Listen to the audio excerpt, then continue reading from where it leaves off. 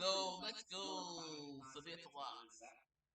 Hi everyone, welcome back to my channel. For this week's video, I'm going to be doing a little get ready with me type video, as well as answering some of the questions that you guys asked me over on Instagram. I'm gonna warn you now, I'm not wearing any makeup in the beginning of this video, or I mean like, I guess in a second, in the beginning of the actual video, so prepare yourselves, consider yourself warned. But yeah, if you guys like this video, please make sure to hit the subscribe button right down below, turn on post notifications that you know when I post a new video, and yeah, enjoy the show.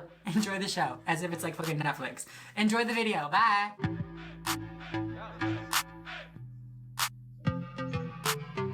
First of all, I'm just gonna clip my hair out of my way. It needs to be done. Don't look at my armpit. Don't do it, bitch!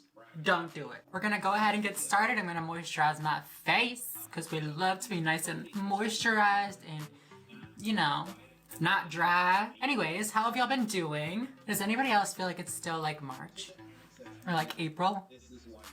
It does not feel like mid-July, that's for sure. So before we get into the first question, I'm gonna go ahead and take some of this e.l.f. Poreless Putty Primer and just, you know, put it mostly right here because that's where my pores are, obviously. But then I'm also gonna put it just anywhere that I have some extra texture. So I asked you guys if you would be so kind as to ask me some questions over on Instagram. Listen, beach. If you're not following me on Instagram, go do that right now. The first question that I got, or the first question that I'm gonna be answering, I should say, is what are my thoughts on trans athletes? I know that this is, you know, so unflattering, so I'm rushing through it. Don't look at me. Oh my god, I look, oh my god, oh my god, oh my god, oh my god. I'm gonna be honest with you guys, I don't care about sports whatsoever. Like, I never have, probably never will. It's just not my thing. But that being said, I have heard of the debate that's going on right now about, you know, trans athletes and, you know, they can't compete against us real women because they have an advantage because they were born a strong, hulky man, blah, blah, blah, blah, blah, blah, blah, blah, blah, blah, blah. It's kind of just a silly conversation to me. I mean, obviously it's not silly, but there's just so much science and evidence behind hormone replacement therapy and like what happens to your body when you start hormone replacement therapy. There are a lot of differences between how testosterone affects the body and how estrogen affects the body.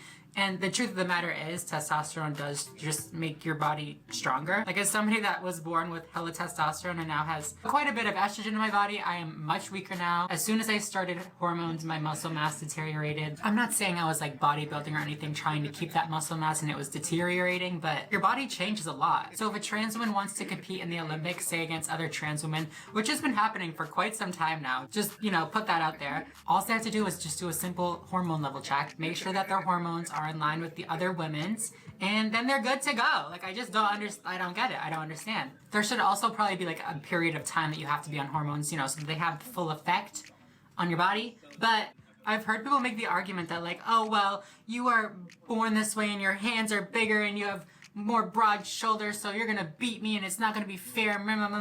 I think the specific example that I'm thinking of was about a cycling competition, and the person was listing off like, oh, well, your hand size is just bigger and you can't ever change your hand size. And I'm like, girl, what does that have to do with cycling? Like, I don't see how that would give you an advantage. And also, girl, like, look at these little hands. Big hands who? By the way, I'm using the new Dragon Beauty Lavender Color Corrector. This is not sponsored or anything. She just sent this to me. I thought I got kicked off the PR list, which apparently I did not. She didn't send the sage or the candle, which is kind of a good thing because, like, I'm not, like, about all that kind of stuff, but I don't know. The purple's kind of cool. It does really cancel the orange pretty well, huh?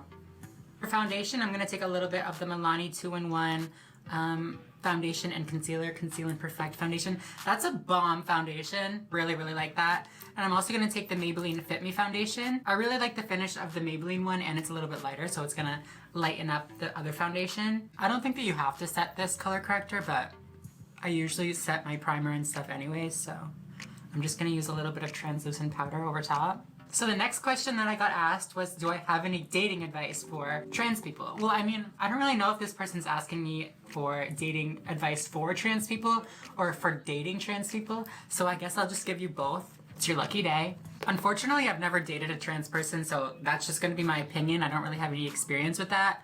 I feel like it wouldn't be much different. I mean, obviously you have to deal with, like, you know, the emotional toll that we have to go through with dysphoria and all that kind of stuff, so it might be, you know, a little bit more, you know, emotionally demanding maybe. I don't know. It's not fair to like generalize all trans people like that, obviously, though. I just know for me, being trans like adds that extra element. As for dating as a trans person, I have some experience, okay? So I don't look at my armpit. The thing is, I have learned some stuff, okay? Here's the secret. You tell them as soon as possible because listen, the thing is, here's the thing. I know that some of you are like, well, you don't have to tell them because like you are who you are and like you're a woman. Of course, no, of course. I agree completely. You don't have to tell anybody. Definitely don't. You have no obligation to tell anybody anything, honey. That's just my opinion. But if you're looking for like a relationship that's gonna work out the best, in my opinion, the best way to get there is to just tell the truth from the beginning. Not to say that if you don't tell them, it's not telling the truth, but you guys know what I mean. It's better to be upfront about everything, like right from the beginning. I dated a guy and I didn't tell him right away, like nothing physical happened, whatever. But then he ended up finding out once he had feelings for me and, you know, he didn't even really care that much that I was trans. It's not like he was against trans people, blah, blah, blah, but like, he couldn't change that image that he had of me in his head. And it just like threw him off. I don't know. It was low-key transphobic, but like it's whatever. Whereas the only like successful relationship that I've had is with my current boyfriend.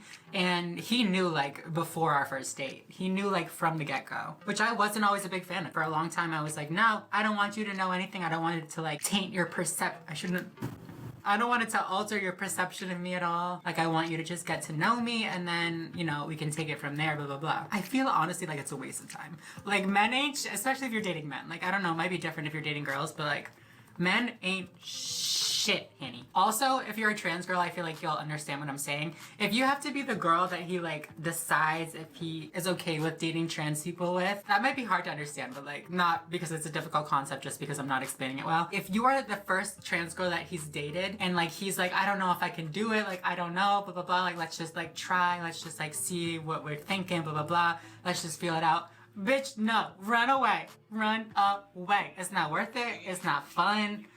It's not gonna happen. Like, it's just, I mean, it might happen, but in my experience, it's not gonna happen.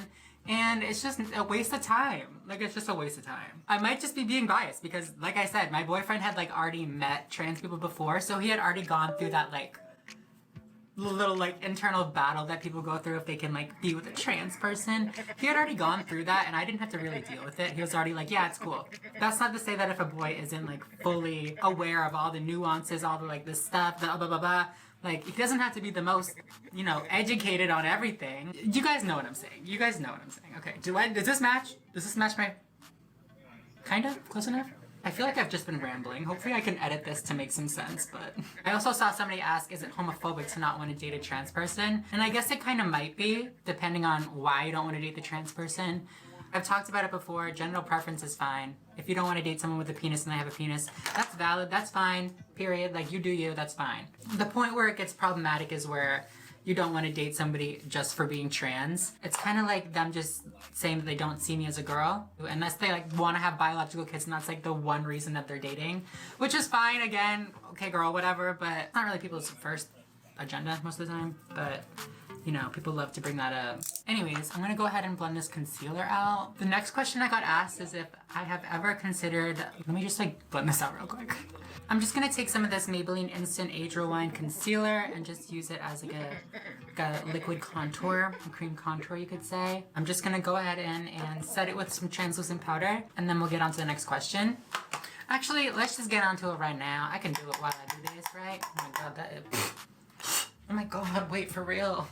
So the next question was, have I ever considered living my life in stealth? For those of you that don't know, living in stealth is when a trans person doesn't disclose the fact that they're trans to like anybody. I mean, I guess it's different for everybody. I guess you could be out to some people and not out to other people. But basically it means that you know, live your life without telling people. To be honest, yeah, I mean, I definitely have thought about it. When I was in college, I basically lived as stealth, you could say. Like, I mentioned it in a few of my classes when we were talking about like gender issues, blah, blah, blah. But I wasn't going around telling everybody that I was trans. I wasn't on like my social media or anything like that. I'm sure people clocked me, I'm sure people knew, but like I wasn't going around explicitly telling people. And it was definitely cool to like feel what it would be like if nobody knew that I was trans, if like I had just been born a girl. It was cool. But I just really like to be really open and honest about who I am. I think it comes down to the fact that like when I was growing up, there wasn't really that many people that were super open and super honest about being trans. The only time I ever saw any trans people was like on Jerry Springer, and it was always like a big joke to people. It was never something that I thought was like possible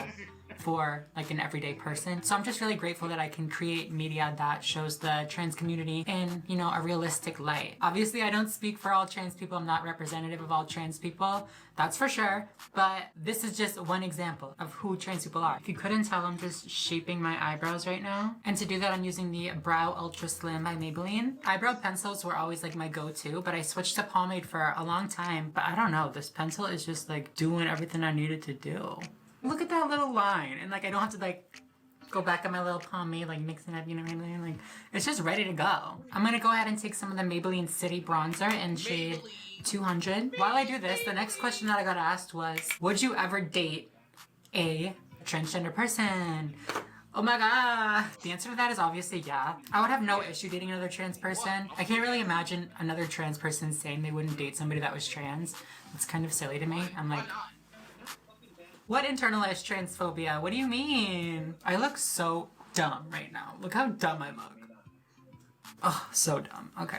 So before I go in and do the eyeshadow, I'm just gonna clean up this contour a little bit. I'm feeling quite lazy right now, so I'm just gonna take some of the same bronzer and just put it through my crease, just to give myself some definition in the eyelid area. I was gonna say the eye socket. Well, I mean, I guess it is kind of the eye socket. I'm just trying to give myself some extra definition in this little eye crease, if you will. And then another little lazy girl hack. Pick a little highlight shade. Boom. Eyeshadow. I'm really going to be focusing on the eyeliner for this eye look, so I honestly do not care what this eyeshadow looks like. I just want like some sort of like something to occupy the space. I'm gonna go in and just blend over it again. Now that my eyes look like this, like the beautiest you've ever seen them, like a little effing bug, I'm gonna go ahead and do like a pretty big eyeliner because like I said, I'm a bug. I forgot to answer the next question. Okay, well the next question was, what's your favorite part of your makeup routine? And it's my eyeliner. And next we're gonna do eyeliner. See, it was supposed to be like a whole thing. Like I ruined it. Okay, so obviously I finished my eyeliner. I put on some lashes. We're good to go. We're gonna skip ahead to lips next. So for lips today, I'm going to use the Maybelline Superstay Matte Ink. This bad boy in shade 70, Amazonian. But before I do that, the next question that I have on my list is, what do you do when somebody outs you as transgender? I'm not really sure. Like, I've definitely been outed in the past, and it's a very, very uncomfortable, awkward situation. A lot of times it can be really scary too, especially if you don't know the person that you just got outed to. Fortunately, I've never been in a situation that turned violent when somebody found out that I was transgender.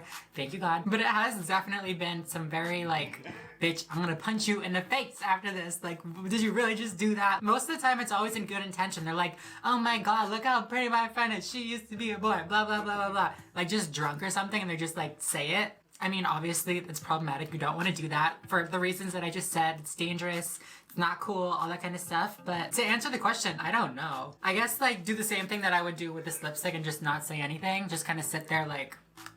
I mean, I guess it's different if you get misgendered, because then you can just, like, play it off like it was an accident, like nothing happened. People do that all the time. They're like, oh, she, like, blah, blah, blah, and people just don't react. But if they're like, oh, yeah, my friend used to be a boy, I mean, you can't really just pretend that didn't happen, but, I mean, I guess you could, sure. It's always an option, I guess. Oh my god, why is it, like, dark right here? That's so fucking rude. Anyways, I'm gonna put this on, so yeah. Alright, we are finally on to the last steps. I can finally dust off this extra powder. Hopefully start to look a little bit more, you know, blended. Alright, you guys, we are on to the very last question for this video. We are also on to the last couple steps of the makeup routine. As I answer this, I'm just gonna go ahead and put on a bunch of random blushes. This is like my little blush palette. I think this is like one of the first ever makeup products that I got. So it's like old, it's definitely expired, but I still use it. Still works, I haven't died, so it's fine. It's from Makeup Revolution, and the blushes are lit. The question that you guys have probably been waiting for if you saw it in the thumbnail is, what is my OnlyFans account? When am I gonna open my OnlyFans account? Blah, blah, blah, all that kind of stuff about OnlyFans. And the answer to that question is, it's coming very soon. Just kidding. At least at the current moment, I'm not thinking about making an OnlyFans. I mean, things could change. I don't know. I could become super confident with my body one day and like, just want everybody to see it. But as for the current moment, I'm just not in a place where I want to do that. If you have an OnlyFans, I'm sure you're making hella money, girl or boy. Good for you. Like, get your bag. But it is just not something that I'm interested in doing at the moment. I almost forgot to do my freckles. Oh my god, it's like the most important part is the freckles, girl. Oh my god. So I'm gonna take the Maybelline City Bronzer again. This time I'm gonna use shade 300. It's a little bit darker than the one I was using earlier. And I'm just gonna use a little eyeliner brush like this. Get it wet. dip it into that bronzer and then just like go crazy, like where I want freckles. This is not done carefully at all. I literally like just fucking, I'm literally doing what I do. Like I just go like this. Sometimes they look like that. They're like all stretched out and like they just look like a line and I'm like, oh, that's fine. Like, oh well. I don't know. There's something about just like having my whole face like perfect. I mean, you know, as perfect as I can get it. And then having like super messy freckles everywhere. I don't know. I like the look. Okay, so now I'm just gonna do a little bit of this Maybelline glass spray like right here. I already did it. I'm not gonna do it again because this stuff, like, she's good. She will make you shiny. I'm just gonna take a little fan and just fan this in, you know? Stop looking at my armpit, bitch. I see you. Alright, you guys, that is it for this week's video. Thank you guys so much for watching. I hope that I answered one of the questions that you submitted. Or if you didn't submit a question, it's your own fault. I don't know what to say. If you guys are not following me on Instagram, make sure you go and do that so you don't miss out the next time that I ask you guys to ask me questions. Maybe I'll answer your question. Who knows? I don't know. Maybe. Who knows? Other than that, I think I'm going to go. If you guys like this video, please make sure to give it a big thumbs up down below. Subscribe if you are not already and you would like to be. Leave a comment down below. I read them all. So, you know, just come say hi, whatever. And I will see you guys for next week's video. Bye, guys. Bye.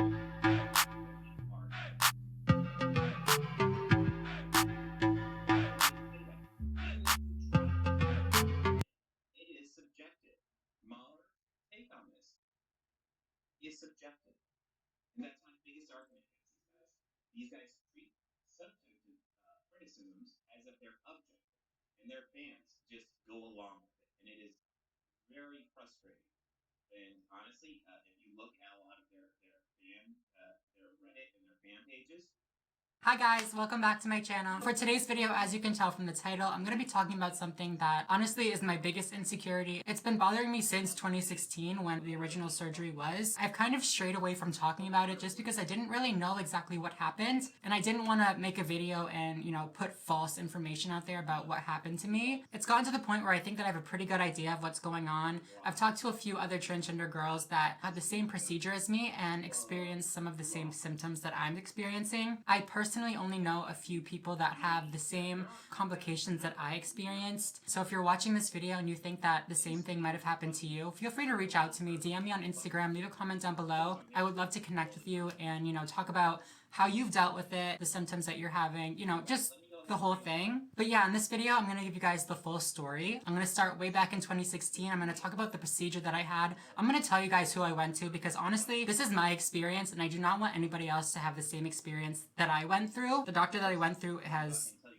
We'll get into it. We'll get into it. I'm also going to talk about the steps that I've taken, what's helped me, what hasn't helped me. So yeah, if you guys like this video at any point, if you like my makeup and you want to see makeup tutorials, if you want to, you know, get to know me, anything like that, feel free to check out my channel, hit the subscribe button, give this video a thumbs up, all that kind of good stuff. But yeah, let's get started.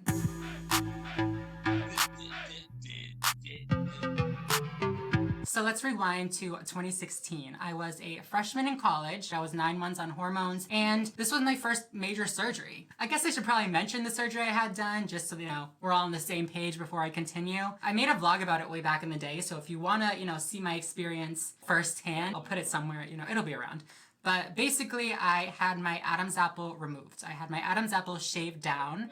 In the trans community, in the medical community, this is called a tracheal shave. I think there's a more professional term for it, like a chondrotracheoplasty, something like that. Don't quote me on that. But basically, it was supposed to be a very simple tracheal shave. The surgeon that I went to was Dr. Zukowski in Chicago, Illinois. And like I said, this is all my experience. I'm not trying to slander anyone, bash anyone, you know, it's not any of that kind of stuff. I just want to give you guys my experience. So yeah, honestly, I do not care. I would not recommend going to the surgeon, but yeah, do with that information what you will. So everything leading up to the surgery seemed fine. He seemed experienced. He seemed pretty professional. There were a few things that kind of like, were like, did you just say that to me? Like, okay, whatever. But I just kind of brushed them off because honestly, it was just a tracheal shave. I was not planning on having any dramatic facial work with him or, you know, having him do any other thing besides just my Adam's apple. And my perception was that a tracheal shave was something that was relatively simple and easy to do.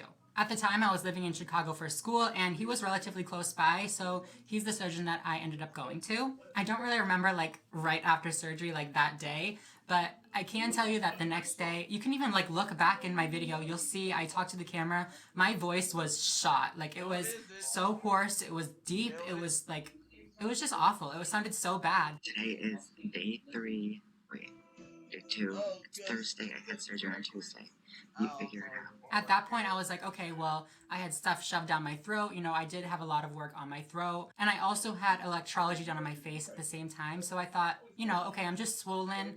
My vocal cords might be swollen. You know, my whole throat is swollen.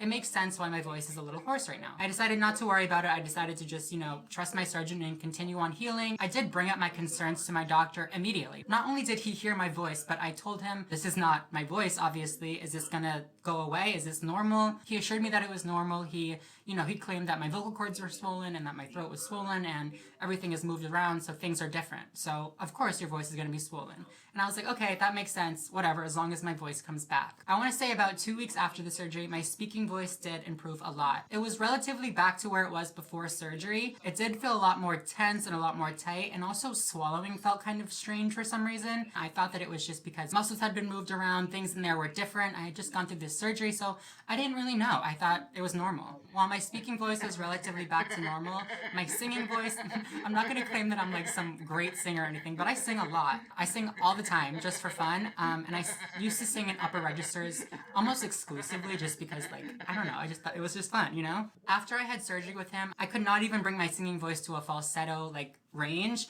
I couldn't switch into that head voice at all. Like, it felt like something was stuck. You know how when you raise your pitch, you can almost feel your larynx lifting and things going up higher in your throat? It felt like something was blocking my larynx from moving up and not allowing it to get higher up to accommodate for those higher pitches. I do want to briefly touch on some of the ways that this has been impacting my life. Obviously, like I said, it has minimally affected my speaking voice, but it has still affected it. In terms of my speaking voice, I feel like it's mostly affected my confidence.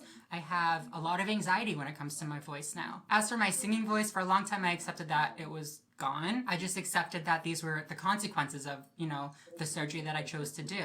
It also was causing me a lot of pain. Not being able to reach the upper register or move my larynx around really has caused my extrinsic muscles to overact tremendously. I talked about it a few videos back. I have extreme muscle tension in my throat now to the point where it's like it hurts. Like it's sore throughout the day. It's sore almost 24/7. I also get extremely fatigued and sore from speaking for too long. Like a lot of times after I'm done filming a video, I can't talk for a few hours because I'm just so like sore and exhausted. Another symptom that's really bothered me is the fact that it's kind of caused a swallowing deformity. If you know anything about the anatomy of your neck, when you swallow, your larynx moves up and then it moves down. Ever since I've had this surgery, it feels as though I get halfway through a swallow and then it kind of just like gives up. It kind of like farts out. I notice it a lot when I'm eating. I kind of have to like put my head down to accommodate for the tension in my throat or whatever's happening in my throat. I thought for a long time that it was muscle tension, that maybe he had tightened some muscles and, you know, they were kind of restricting right here and not allowing for things to move around appropriately. I also was really, really nervous that my vocal cords were damaged. Well, I don't really know,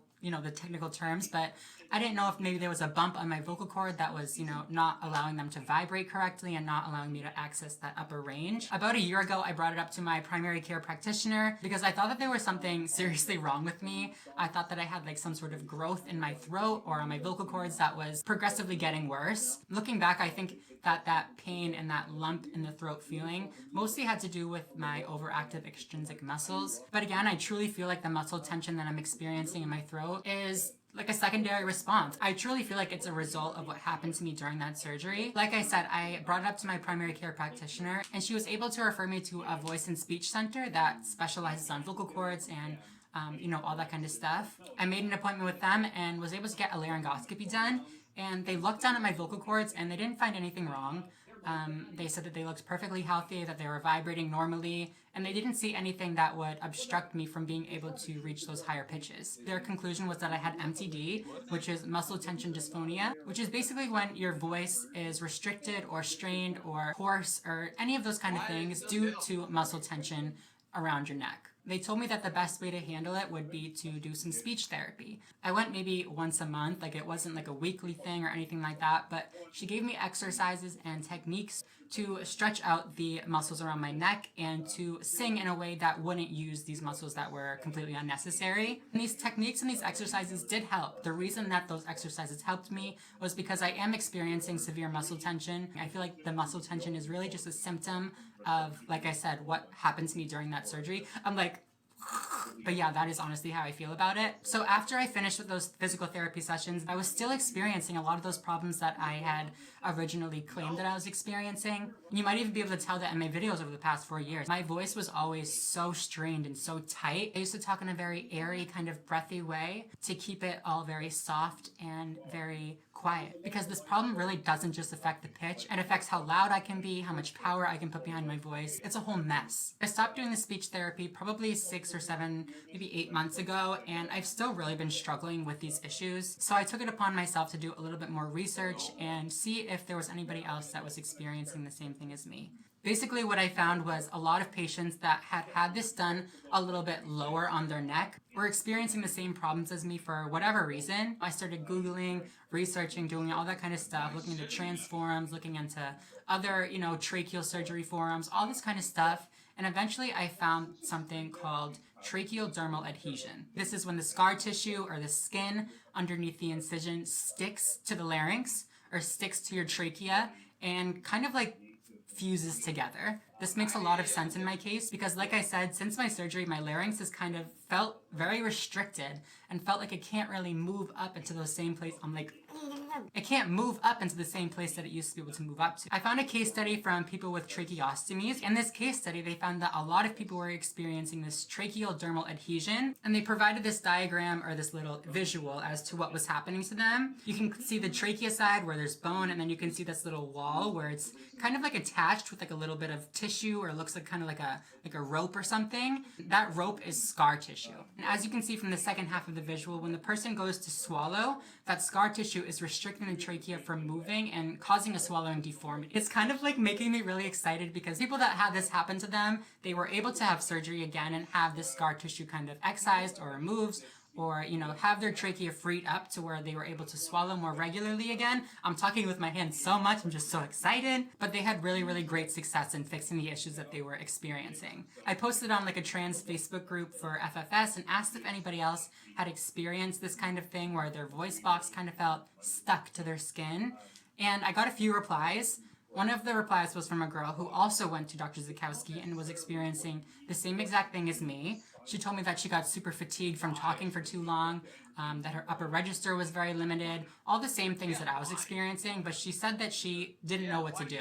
She said she had gone to ENTs and the same people, that I had gone to, and they had told her the same thing, that there was nothing wrong. However, another person that answered me told me that they also had a tracheal shave done, and they were one of the people that had the incision done too low, and so they developed this tracheal dermal adhesion right underneath their scar. They sent me a video of them swallowing. It sounds kind of funny. They sent me a video of them trying to swallow before they had it corrected, and you can clearly see that their skin is stuck to their trachea and being pulled up and down every time they swallow. I'm gonna insert a little video. This is actually me. So as you can tell, when I try to raise my larynx, which is what happens when you sing into upper pitches or when you swallow, you can see that right underneath where my incision is, it's kind of stuck to underneath my chin, and it's being pulled up every time I raise up my larynx. To me, that kind of just proves that I have tracheal dermal adhesion. When you hold the very surface layers of your skin, you should not feel tugging or pulling at all when you swallow. They should not have any sort of connection between them. Your larynx should really be able to move freely underneath, and that's just not the case for me. I contacted my primary care doctor again, and she was able to refer me to a otolaryngologist surgeon. I don't know if that word was right, don't judge me if it's not, but she was able to refer me to somebody that specializes in like throat surgeries and corrective swallowing surgeries, that kind of stuff.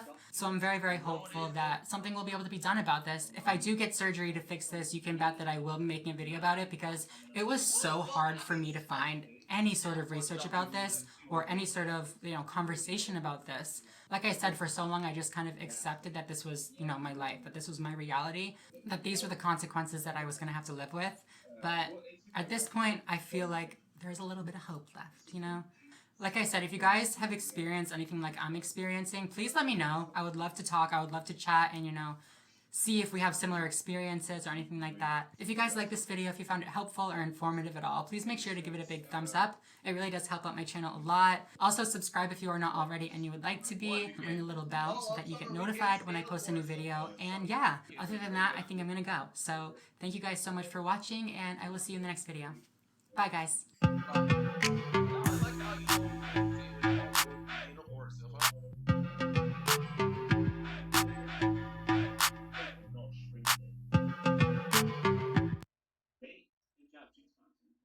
that she's right. Not really.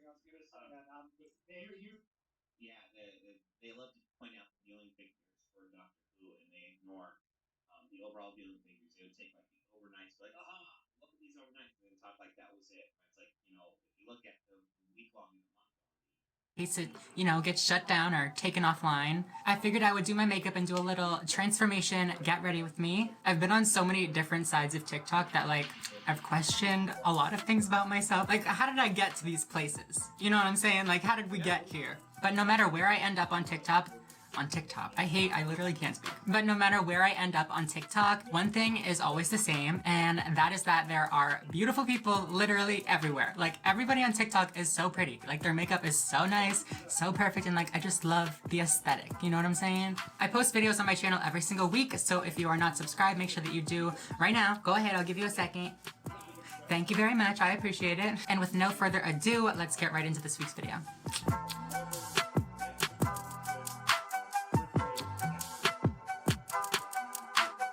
Okay, so the first little makeup hack, I guess you could call it, that I learned from TikTok. I'm sure a lot of you have heard of this one. It's very, very popular. It went super viral, but we gotta shave off the end of these eyebrows. To be honest, I do this a lot. My eyebrows grow like down, and like, that's not cute. I mean, if your eyebrows grow like that, that's fine. That's super cute for you, but it's just not cute for me, you know?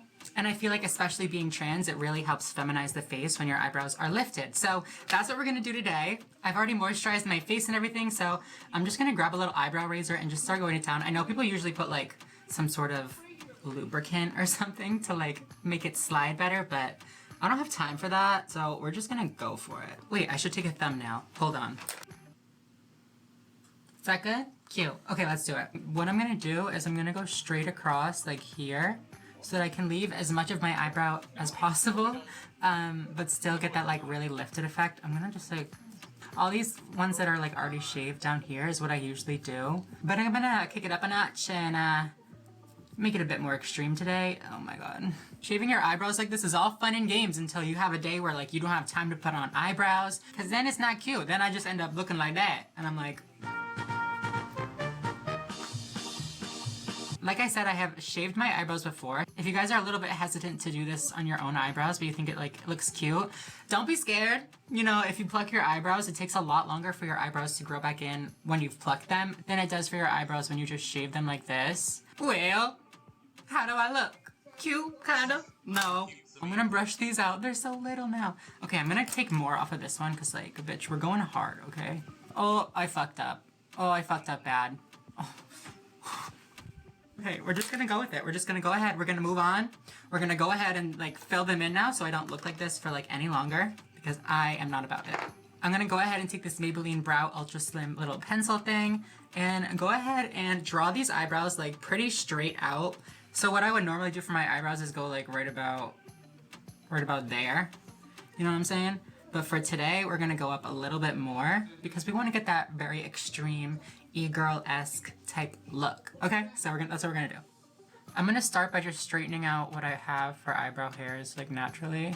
See what I mean? It like straightens out the bottom of that brow. I'm gonna go ahead and follow that line and just kinda, that's, it's gonna be cute. It's gonna be cute. It's gonna be cute. It's gonna be fine. It's gonna be cute. It's gonna be fine. Okay, up here. You know, that's not bad.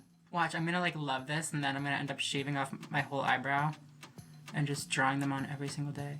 Flashback to like 20 seconds ago when I was like, freaking out. And now I'm like, ooh, she cute. On to the next eyebrow. It's so hard to talk and like entertain y'all while I'm doing this. Like, bitch. So I'm gonna go ahead and start cleaning up these brows and like make them super sharp and super, you know, bad bitch like, I don't know. Yeah. Get into it. Okay, you guys. Honestly, I kind of fucks with it. I don't even know if they're even, but this is as close as they're gonna get. So the next little makeup TikTok hack actually comes in when we do concealer. So I'm gonna go ahead and do my foundation off of camera and then I will be right back to do my concealer. Like I said before, this isn't necessarily trying to emulate a specific look. I more so just want to take all the tips and tricks that I've learned on TikTok and put them into one video. So this next trick that I saw is about concealer placement. Basically what they said was to put your concealer like here, This is if you want a very lifted look, by the way, not if you want to like cover up dark circles, obviously. They said to put it right here, just like that, and then like a little bit here and here. I'm also gonna add a little like up here, just because obviously you want to use a concealer that is a couple shades lighter than the foundation that you are using. But yeah, you want to stay to these little areas instead of going, you know, all under your eyes and all that kind of stuff. They say you want to do this because you really want to focus these light colors in the places that you are really trying to highlight and lift up. And by putting it everywhere underneath your eye, you're going to lift up everything. And it's going to dilute the results or the effect of the concealer. And now I'm going to go ahead and blend this out, see how it looks. And we'll go from there. I can't see what you guys are seeing right now, but like, I feel like that makes a big difference. Obviously, I'm doing it the same way on both sides, so you're not really going to see a comparison, but try it out on your face. It works great. So yeah, this is what the concealer looks like all blended out. I think it looks really good. I mean, I don't know, it's cute. This is starting to crease, so I'm gonna go ahead and set my face and I'm gonna contour, do some stuff like that, and I will see you guys for the next tip. So this is where I'm at. I did some contour, I did some eyeshadow. I kept it pretty basic for the eyeshadow. I feel like I haven't really seen a lot of like eyeshadow like hacks or TikTok trends or anything like that, so I just kind of did something. The real TikTok e-girl eye transformation makeup technique is going to be in the eyeliner. The main tip that I've seen is like you want to keep right here, like the eyeliner as thin as possible, and really add all the thickness to the outer part. So that's what we're gonna do. So yeah, maybe I'll zoom you guys in a little bit. Would you enjoy that? My eyeshadow honestly looks pretty bad. It's like getting stuck on like where my eyebrows grow in. So don't judge me. Thank you very much. Also, I'm gonna blend this contour and stuff out more. I am baking. So I'm gonna start this eyeliner right at the highest point of my eye. So for me, it's obviously right there.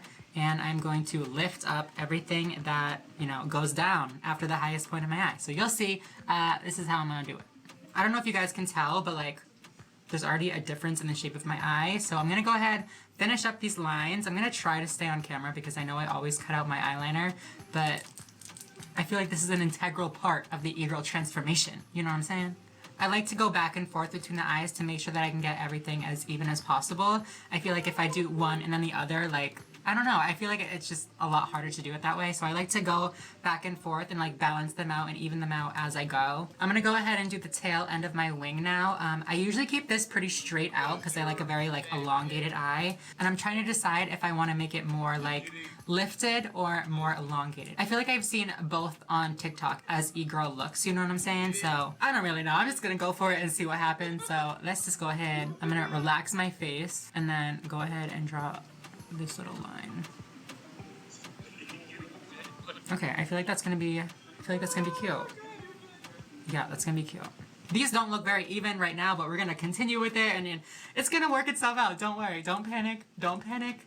I'm mostly talking to myself right now, don't panic. Now I'm gonna go ahead and connect just like the upper part of this little outer section to, you know, the wing. So just, yeah. So this is how the eyeliner turned out. I'm not the most proud of it, but honestly, like, oh, I really feel like the lash is gonna save it. I'm trying to like keep my face still because I feel like the more I move, the wonkier it looks. So I'm gonna like rest my face, keep it together. So the next step is actually lashes. And I've seen a couple different trends when it comes to lashes. So I've seen the trend where you lift the end of your lashes up and like glue it a little bit higher up than, you know, your normal lash line. And that will give you a very fox eye, you know, lifted look. And I've also seen a lot of people say to cut your lashes in half and just use the outer half of the lash and, you know, throw away the inner half. So I figured for video's sake, we might as well just combine both of them and do them both. So now I'm gonna take my little half lash, I'm gonna put some eyelash glue on it, and we're gonna see if we can get this to like, you know, be up. So my eyelash is ready to go. What I'm gonna do is I'm gonna go right about like here. I'm gonna stick it straight on. I'm gonna press in the corners to make sure that it is stuck on there. And then I'm gonna start to push it up so that it, you know, dries more upward facing. I obviously have to blend this eyelash in a little bit more with my natural ones to give it a more gradual, you know, transition, but already off the bat I can tell that I don't like this. I feel like these lashes will give you this effect anyways, and now like, it just feels weird when I blink. I don't like it, but whatever, I'm gonna go with it for video's sake. I'm gonna take the other lash, put some glue on it, I'm gonna wait a second, and then let's pop this one on too. What do we think? Do I look any different? I feel like I look the same, to be honest, but I don't know. It's cute, so Okay. Luckily for me, there are actually several trends going around relating to the lips. And for today's video, I want to do the like princess look. You know what I'm saying? Where they like really round out right here, round out here, and then they like kind of hide the edges to make it look super pouty and super like Princess Peach-esque. So that's what we're gonna do today. I'm gonna use the Maybelline Super Stay Matte Ink in shade 65, Seductress. So what I'm gonna do first is just fill in my natural lip shape, except for the corners of my mouth. I wanna keep the corners of my mouth pretty much bare. And then we're gonna go back in and overdraw. What I'm gonna do is just go right over the top of my Cupid's bow, and I'm gonna completely round it out. I never usually do this. I always keep my Cupid's bow in. I really like the way that my Cupid's bow looks, but not for today, Haney. We're just gonna go right over it. Okay, yeah, I'm changing my mind. This looks so bad. We are not doing this. Okay, so this still looks so bad. We're not gonna talk about it, but I'm gonna go ahead and with some concealer and start cleaning up around the edges and in the corners and stuff and give it that really rounded, like, narrow look, I guess.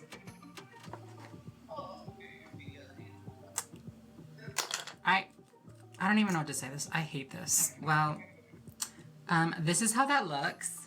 I should put some lip gloss on it. Maybe that'll help. So we're gonna do two last little makeup tricks, and I feel like these are the most clear symbols of like an e-girl, and that is the blush and freckles. I feel like freckles maybe not as much, but the blush is definitely a signature e-girl like thing. A lot of blush, it on the nose, like everywhere. Very much that. To do that, I'm gonna take my Makeup Revolution blush palette, and I'm gonna try to pick one that is relatively close to my lipstick shade. I think I'm just gonna take a mixture of like a few of them, to be honest. And what I'm gonna do is, I usually put it right here, but what I'm gonna do is go even higher than that, and I'm gonna keep it right up on my cheekbone and like kind of keep it almost like under my eyes, but like not. As you can see, I'm actually like squishing this brush a little bit just to get it to be, you know, more precise application. And I feel like this step is what makes it like an e-girl transformation. I'm gonna go ahead and put blush like, I don't know if I want to do it at the tip or like the bridge. I'm gonna do a little at the tip, and then I'm also gonna do some at the bridge. And now I'm just gonna add a few freckles. And I think that's pretty much it for all the little transformation hacks that I have. So what I'm gonna do now is I'm gonna go ahead and do the last little finishing touches for my makeup. I'm gonna go ahead and switch my shirt into my little e-girl shirt, I guess you could say. And I will be right back to reveal the final look for you guys. So hold on one sec. I finished. Oh, what do y'all think? This is how my makeup came out. This is the shirt that I'm wearing. I really thought that this was gonna be a bigger like reveal. To be honest, I feel like a lot of the tricks that I did today, I kind of pull, you know, themes from all the time and do maybe more subtle versions of them, but I still kind of do them. So I feel like the result is similar, if not kind of exactly what I usually look like, which is kind of a fail, but like also I look cute, so I don't even care, shit. Do you guys think that I look like a TikTok girl now? I did my best, please say yes. To be honest, I think that the lipstick looks a lot better with lip gloss on, especially with these lights. Like, come on, lights. Come on, reflecting off of every surface right now. Love to see it. But yeah, that is it for this week's video. Thank you guys so much for watching. If you guys did like this video, please make sure to give it a big thumbs up. Comment down below what your favorite step was, what your favorite little trick or hack or makeup, you know, thing was. Subscribe if you would like to and you are not already. I think like 60% of my viewers are not subscribed. So like, subscribe each. Thank you so much. Other than that, I think I'm going to go. So thank you guys again so much for watching, and I will see you in a couple days. Bye guys.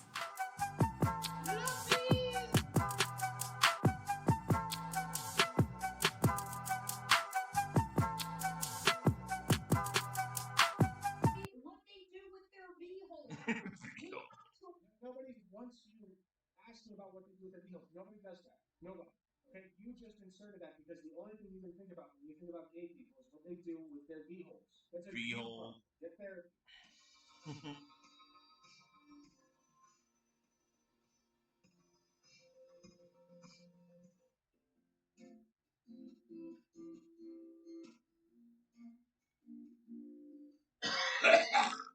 Excuse me. Excuse me. Hi guys, welcome back to my channel. I feel like for the most part TikTok knows pretty well what I like, but for some reason, sometimes I just get these ridiculous ass TikToks and they make my blood boil. Like literally, they make me so mad. So for today's video, I have compiled a bunch of TikToks that I have deemed to be anti-trans or transphobic, whatever terminology floats your boat. That's what we're doing. I make new videos every single week. I am trying to get up to posting 2 times a week. That's crazy. So make sure that you guys subscribe right down below and turn on your notifications so that you don't miss out when I post. So yes, with no further ado, let's get into the first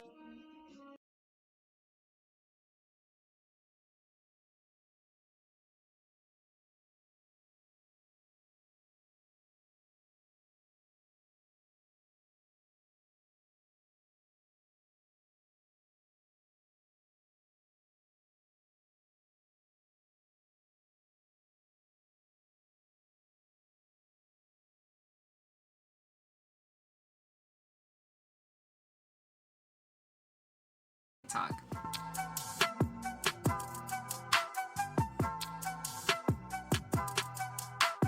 Y'all weren't gonna tell me that I had lipstick on my teeth? It's fake as hell. Okay, so here's the first TikTok. Trans community. I grew up learning to mind my business. If you want to be a Pokemon card, a Yu-Gi-Oh card, you want to be Batman, whatever, you want to self-identify as whatever, do you. I don't care. That's your life. You feel me? I'm not going to... But don't make these videos saying that if we 100% agree with y'all, then we should have no problem dating you guys. What? I'm heterosexual. No disrespect to you guys, but my preference is women without male genitals. That's my preference. You cannot force me to change that. I don't care how many videos you make. I don't care. Like, you guys can live your life the way you want to live your life, but mine, my personal space, is what I like. Thank you. If you're not attracted to a certain race, that's not racist. If you're not attracted to a certain gender, that's not sexist.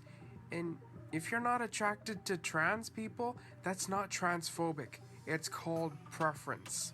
Okay, I'm ready. Okay, here we go. So this is actually a super common narrative that I see a lot on social media. You can be whatever you want. You can identify as whatever you want. You can be a Yu-Gi-Oh card, a Pokemon card, anything you want. But don't call me transphobic for not wanting to date a woman with a penis or a guy with a vagina. As a trans woman myself, I can tell you that I have no problem with people having a genital preference. I don't think that's transphobic in the slightest. I think that if you want to date somebody with a vagina, you are, more than welcome to dating somebody with a vagina. Like, it's not, that's not what we're saying. It gets to be transphobic when you don't want to date somebody just because of the fact that they're transgender.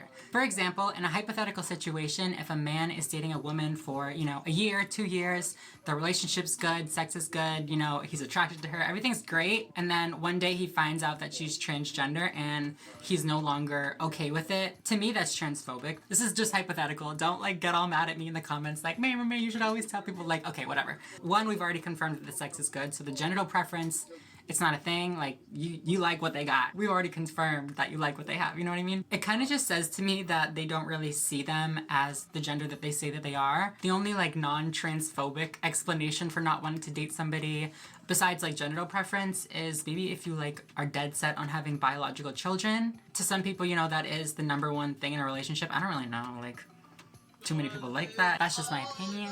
We'll move on. I feel like I just rambled so hard, but we're just gonna move on.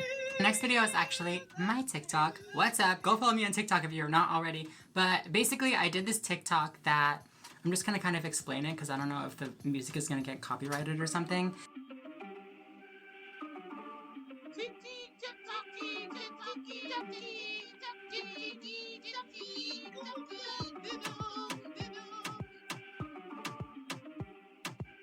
In the original TikTok, I say that I brought somebody back to my room to hang out, and then I realized that I forgot to tell him that I'm transgender when he sees an old picture of me, and then I end up having to tell him that, I am the one in the picture. As you can imagine, this got a lot of backlash from people that were assumingly afraid of, accidentally going back to a trans girl's room and had to comment about how mad that they were that I didn't tell the person that I was trans before they came back to my room. But girl, first of all, it was a joke. Obviously, I think that you should tell people that you are hooking up with, that you are trans before you hook up. That's just kind of a safety thing. It's just kind of it's just better for both of you. I don't think you have a moral obligation to, but that's just my opinion. A lot of the comments that I got in this video were along the lines of, yeah, and then I would swing, or, and then you would be dead. Stuff like that. So it just really makes me upset when I see people literally duetting my videos to make a joke out of being trans or make a joke out of the situation. I can make the joke because I am the one that lived through it. I am the trans person that, has to deal with it. You don't get to make no transphobic jokes. Okay, sit down. Anyways, let's move on to the next TikTok.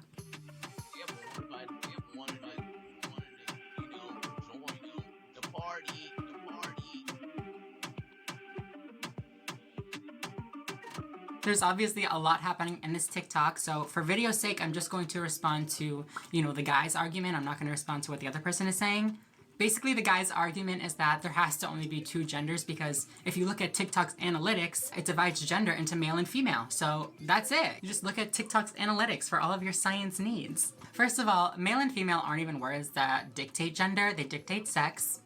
Get your fucking words right. And even if the words on there were changed to be men versus women, you have to think about why TikTok analytics are being used. They're used to generalize your audience into groups so that you can better target your content for your audience. And when we look at the statistics of how the trans community breaks down, over 65% of the trans community identifies as male or female, or a man or a woman. So if they had a non-binary little wedge on the analytics page, it would literally be 35% of like the 2% of people that are transgender. Next TikTok, here we go. Hi guys, I'm here watching an hour-long girl-defined video on gender. Let's see what they have to say. Wants to choose to be a girl, we should let him. So they started putting him in dresses, started treating him like a little girl, and now this little boy is in his teen years and he looks, acts, talks, and claims to be a little girl. And in our culture, he she is considered a hero. And now, yeah, it's so scary the way things are going. Yeah, so scary. So John, what did he do? He created a man and a woman very specifically. He didn't create them and say, hey, I've got these two genders. Which one do you want to be? Which one are you feeling today? No, he chose. God created Adam and Eve, not Adam and Steve. I'm sorry. I have to laugh at this. I cannot get over how, comical it is. It's not really comical at all, but I guess it's kind of comical how ridiculous it is when people use their religion to justify being transphobic, homophobic, whatever phobic they are. We won't get into it. I'm not going to get into it. I don't want to talk about religion on this channel, but girl, come on, you can't be using that shit. I just want to comment a little bit on some of the language they used. Nobody chooses to be a girl, nobody chooses to be a boy, you know what I'm saying? When people transition, they are choosing to be happy, they're choosing to be true to who they really are. That's just kind of how it is. Okay, the next TikTok is actually from another trans YouTuber, so I'm sure you guys know who this is. It's not like a joke. I'm gonna play the TikTok right now, but I do not support this person, so I'm not gonna say his name.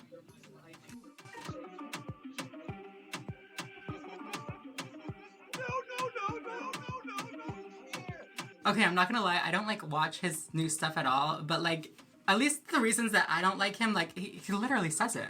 He literally has videos totally denying somebody's transness and saying that their transition is a joke. He also made fun of somebody for having a tranny voice.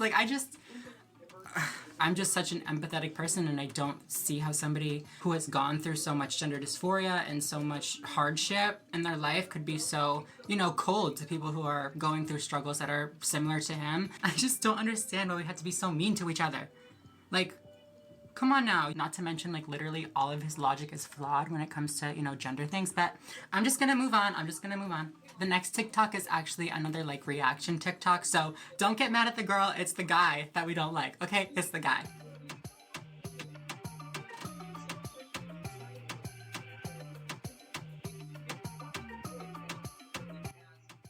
Imagine denying somebody the basic, minute amount of respect that it would take to not be an asshole because of your 4th grade education, perception of common sense, and flawed understanding of chromosomes' role in the widely held medical understanding of biological sex. I can't relate. Okay, you guys, we're gonna stop there. I've had enough of the anti-transness. I'm gonna be done. If you guys like this video, let me know down in the comments below. I would love to do more videos like this. So yeah, let me know. Please make sure to give it a big thumbs up. Subscribe if you are not already and you would like to be. But yeah, other than that, I think I'm going to go. So thank you guys so much for watching, and I will see you in a couple days. Bye, guys.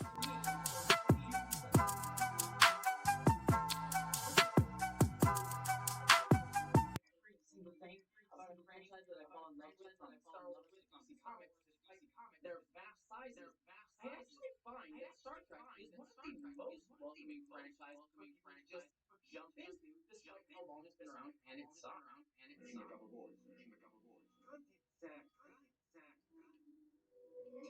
much every Trek series or movie, for the most part, can be watched right from the start without much confusing to new people. Honestly, the easiest answer on how to get into Star Trek is just Hi guys, welcome back to my channel. For today's video, I'm going to be doing another commentary video, and as you can tell from the title, it's with all of our favorite person, Ben Shapiro. He recently uploaded a video with former sex researcher Deborah Soh, where they talked all about the honest truth about gender, blah blah blah. And I'm gonna be honest, it pushed my buttons. A lot of the stuff she was saying I actually agree with, but unfortunately I feel like she's misinterpreted a few of the key points. And because of that, her arguments can be used by people like Mr. Shapiro to hurt the trans community. So I'm not about it. I am here today to set the record straight and literally just debunk everything that she's saying in this video. I post videos every week here on my channel, so if you guys are not already subscribed, make sure that you do that right now. Go ahead. You done? Okay, cool. Let's continue. Okay, now let's get right into Miss Deborah Soh. I do want to talk a little bit about Dr. Deborah Soh and what she says her motivations for this interview, the book that she's recently written, what her motivation for all of it is. She claims that a lot of the information that's being pushed by scientific organizations, medical organizations, and even government policy is not actually based in fact, but rather ideology. So she says that she's written this book, and I'm assuming the reason that she's doing this interview is because she wants to create a resource for people that is based in fact. However, it is vital to keep in mind that there are major differences between sex and gender. So I'm not going to say that she's not qualified or anything, but she's looking at all of this through the lens of a sex researcher, not somebody that understands gender theory or transgender and intersex identities. So yeah, just keep that in mind, okay? Just to quickly clarify the differences between sex and gender, in case you don't know, give you guys a little trans 101. You're welcome. Subscribe, bitch. Sex is defined very basically as the state of being physically male or female. So this can be external genitalia, sex characteristics, anything like that.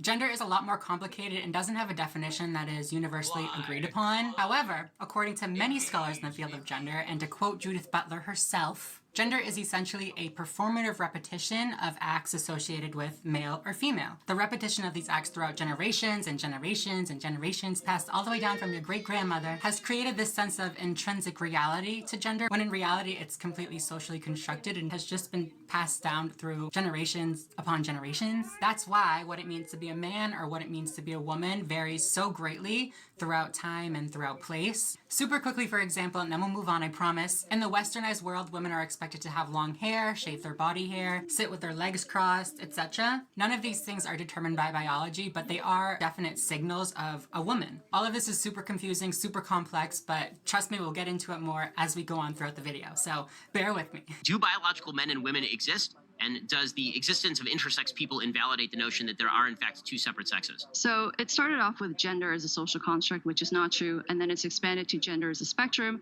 and now it's expanded also to biological sex being both a spectrum and socially constructed, which is absolutely ridiculous. Of course, there are differences between men and women, and in terms of people for whom biology determines their gender, 99% of us, our biological sex will predict how we feel about our gender. So this does not invalidate intersex people. This does not invalidate transgender people. Intersex people, for the most part, do want to live within the gender and biological sex binary. Most of them do actually want to live as one gender or one sex or the other. And for trans people, obviously, it's just so happens that their gender is the opposite of their biological sex. But this is not to say that it's any of this is socially constructed. So if y'all didn't know who Deborah Soh was, that's your first little impression of her. Isn't she lovely? So like I said earlier, I agree with some of what she said, specifically that most people's biological sex aligns with their gender identity. I don't agree that gender isn't socially constructed or that biological sex isn't a spectrum. And I also want to clarify that most intersex people are actually forced to live as one sex or the other, and their bodies are often surgically altered to fit them into male or female bodies, usually right after they're born without their consent. So saying they prefer to live as one or the other is actually super misleading and dangerous. The reality is actually that most intersex people would prefer that their bodies be left alone, at least until they can make the decision for themselves later in life. The next thing that I don't agree with, it's small, it's kind of like a minute detail, but trans people don't necessarily identify as a sex opposite than the one that they were assigned at birth, but rather they just identify as a gender that is not the one that they were assigned at birth. To answer Ben's question, since Dr. Soh didn't really answer them, biological men and women don't exist because men and women dictate gender, not sex, and there's nothing biological about gender, so that just doesn't make sense. You can say there are biological males and biological females, but even then you'd be ignoring a large population of people that aren't male or female. He asked if the existence of intersex people invalidates the notion that there are two separate sexes. Like, yes, Ben Shapiro, yes, the existence of intersex people does invalidate the notion that there are only two separate sexes. Two, this is four, Sam. Two. Okay, I'm like tripping myself out. While we observe and understand that there are two most typical sexes, that doesn't mean that there are two sexes out there. Intersex people are living examples of that variation in biological sex. And just to reiterate, saying that there are only two sexes and you can only be male or female is dangerous to intersex people because you're encouraging surgery on literal babies to alter their genitalia into what you think is right. And like that's just not cool with me. I don't know, like I'm not going to pretend to know what every intersex person's preferences are, unlike you, Dr. Sao, but I will say that the majority of intersex people that I've spoken to would much rather their bodies have been left alone when they were born so that they could make their own decisions later on in life. First of all, let's define gender, and then let's discuss what in gender is in fact a social construct and what is not, because the idea that masculinity and femininity are completely separable from biological sex is not supported by the science. So gender identity refers to how we feel with relation to our biological sex, so whether we feel masculine or feminine, and then gender expression is an extension of that, which is how we express our gender identity. So again, most people are gender typical, so if you're male, you're going to be masculine, and if you're female, you're going to be feminine. The second part of your question was referring to which aspects are socially constructed and which are biological. So again, it all comes down to biology and exposure to testosterone in the womb. So higher levels of exposure to testosterone are associated with more male typical interests and male gender expression. So this is regardless of what someone's biological sex is. So this goes the same for females who may be gender atypical, who are more masculine, again, are more likely on average to be exposed to higher levels of testosterone in utero. So this is obviously a two-part question. In the first part, she defines gender identity and gender expression, which for the most part, I agree with.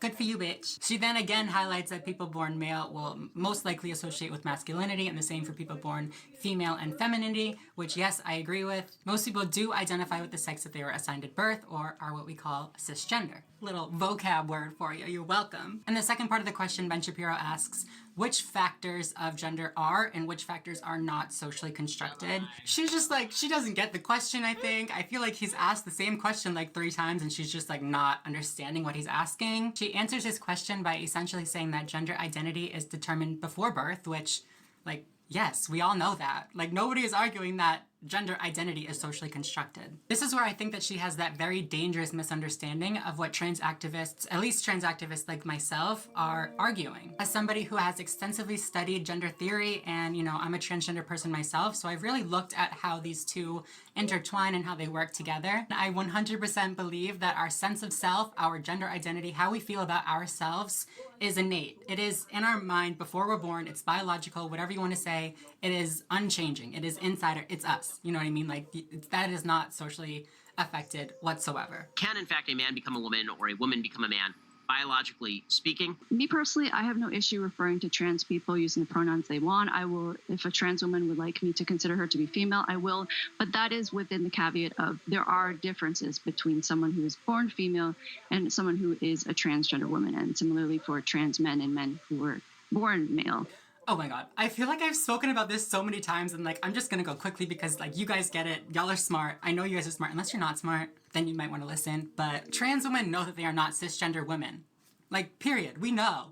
We know. The notion that we're all demanding that everybody say that we're exactly the same as cisgender women is simply not true. I know that I will never be a biological cisgender female, but that doesn't change the fact that I'm still a woman. You know what I'm saying? I may be a transgender woman, but I'm still a woman, honey. Why isn't gender a social construct? Why isn't it completely separate from biology? I mean, basically all the research literature shows that it is biological. We can look at a couple of different areas. So one area in particular is girls with a genetic condition called congenital adrenal hyperplasia. So they are exposed to higher than usual levels of testosterone in the womb. And when they are born, they gravitate toward male typical toys and male typical behavior, even when their parents give them more praise for playing with female typical toys. So this speaks to the fact that biology really is a very strong influence, and the idea that gender is socialized by parents and caregivers and teachers and media and society or whatever else is just not true. He had to ask it again. Like, she really just does not understand. She doesn't understand the difference between the concept of gender as a whole and gender identity, because he keeps asking, how is the concept of gender not socially constructed? And she answers by saying, well, gender identity is, determined before birth. Like, that doesn't answer the question, sis. You're missing the point. It's like that.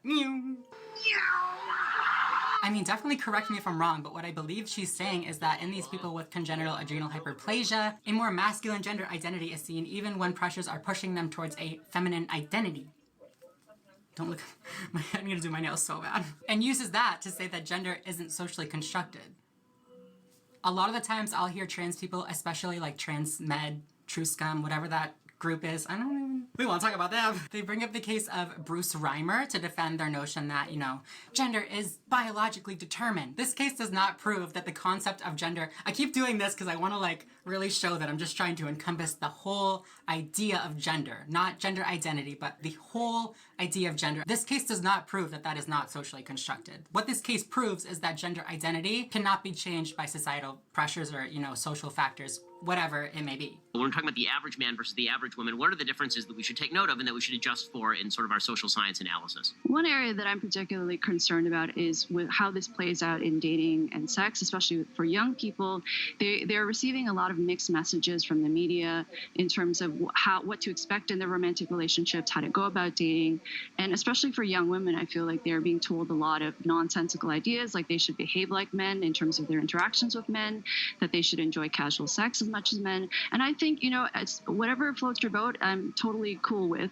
But if you feel the pressure to behave in a way that is not comfortable for you or that you don't actually enjoy, I feel like young people are just so confused and there's so much misinformation. Okay, this one just totally blew my mind. I'm gonna be real with you guys. She's concerned that young women are being pressured by the media to behave in nonsensical acts like enjoying casual sex as much as men.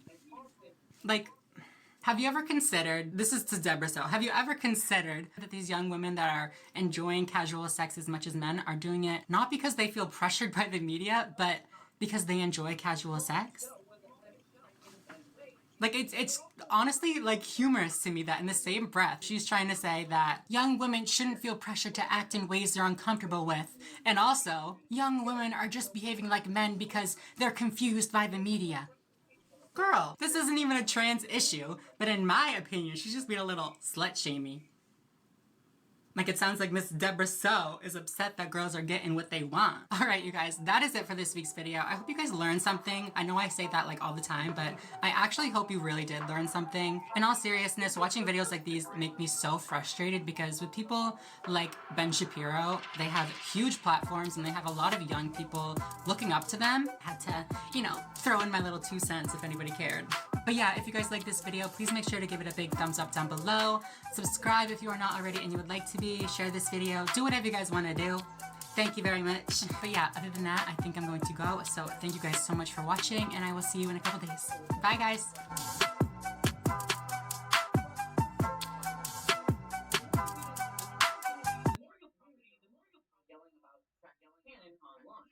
How the stories all connect together, don't connect together. And certainly, I think there's a lot of fun to have looking at the cohesive history and really explore what the franchise has produced. But again, it is 55 years old and has had numerous entries written by hundreds of writers and creators, and as a result, it's never been completely consistent with itself, even in its early days, both in terms of how stuff works or even the visual look. Hi everyone, welcome back to my channel. July 28th, 2020 was my 5-year anniversary of hormone replacement therapy. And if you guys are loyal subscribers to my channel, which you should be, subscribe, thank you very much. You would know that every year around my hormone anniversary, I need a word for that. Horniversary, maybe not horniversary, that would not be good, but I have made videos for the last 5 years. This year's hormone update video is going to be a little bit different. I do want to briefly start out by mentioning all of the effects that hormones have had on my body for the last 5 years. But like I've said, I've made videos all along the way, so you've heard a lot of the changes that I experienced for the first 4 years. So I really want to focus on the changes that have happened in the last year, which there have been a lot. We'll get into why, but there have been a lot of changes. So stick with me. Third and final part of this video, I'm going to be answering a bunch of questions that I got over on Instagram. I asked my followers to leave any of the questions that they had about hormone replacement therapy, and they did not disappoint. If you guys like this video, make sure that you subscribe right down below. I post videos every single week, so, turn your notifications on, subscribe, all that kind of good stuff. And with no further ado, let's get into this week's video.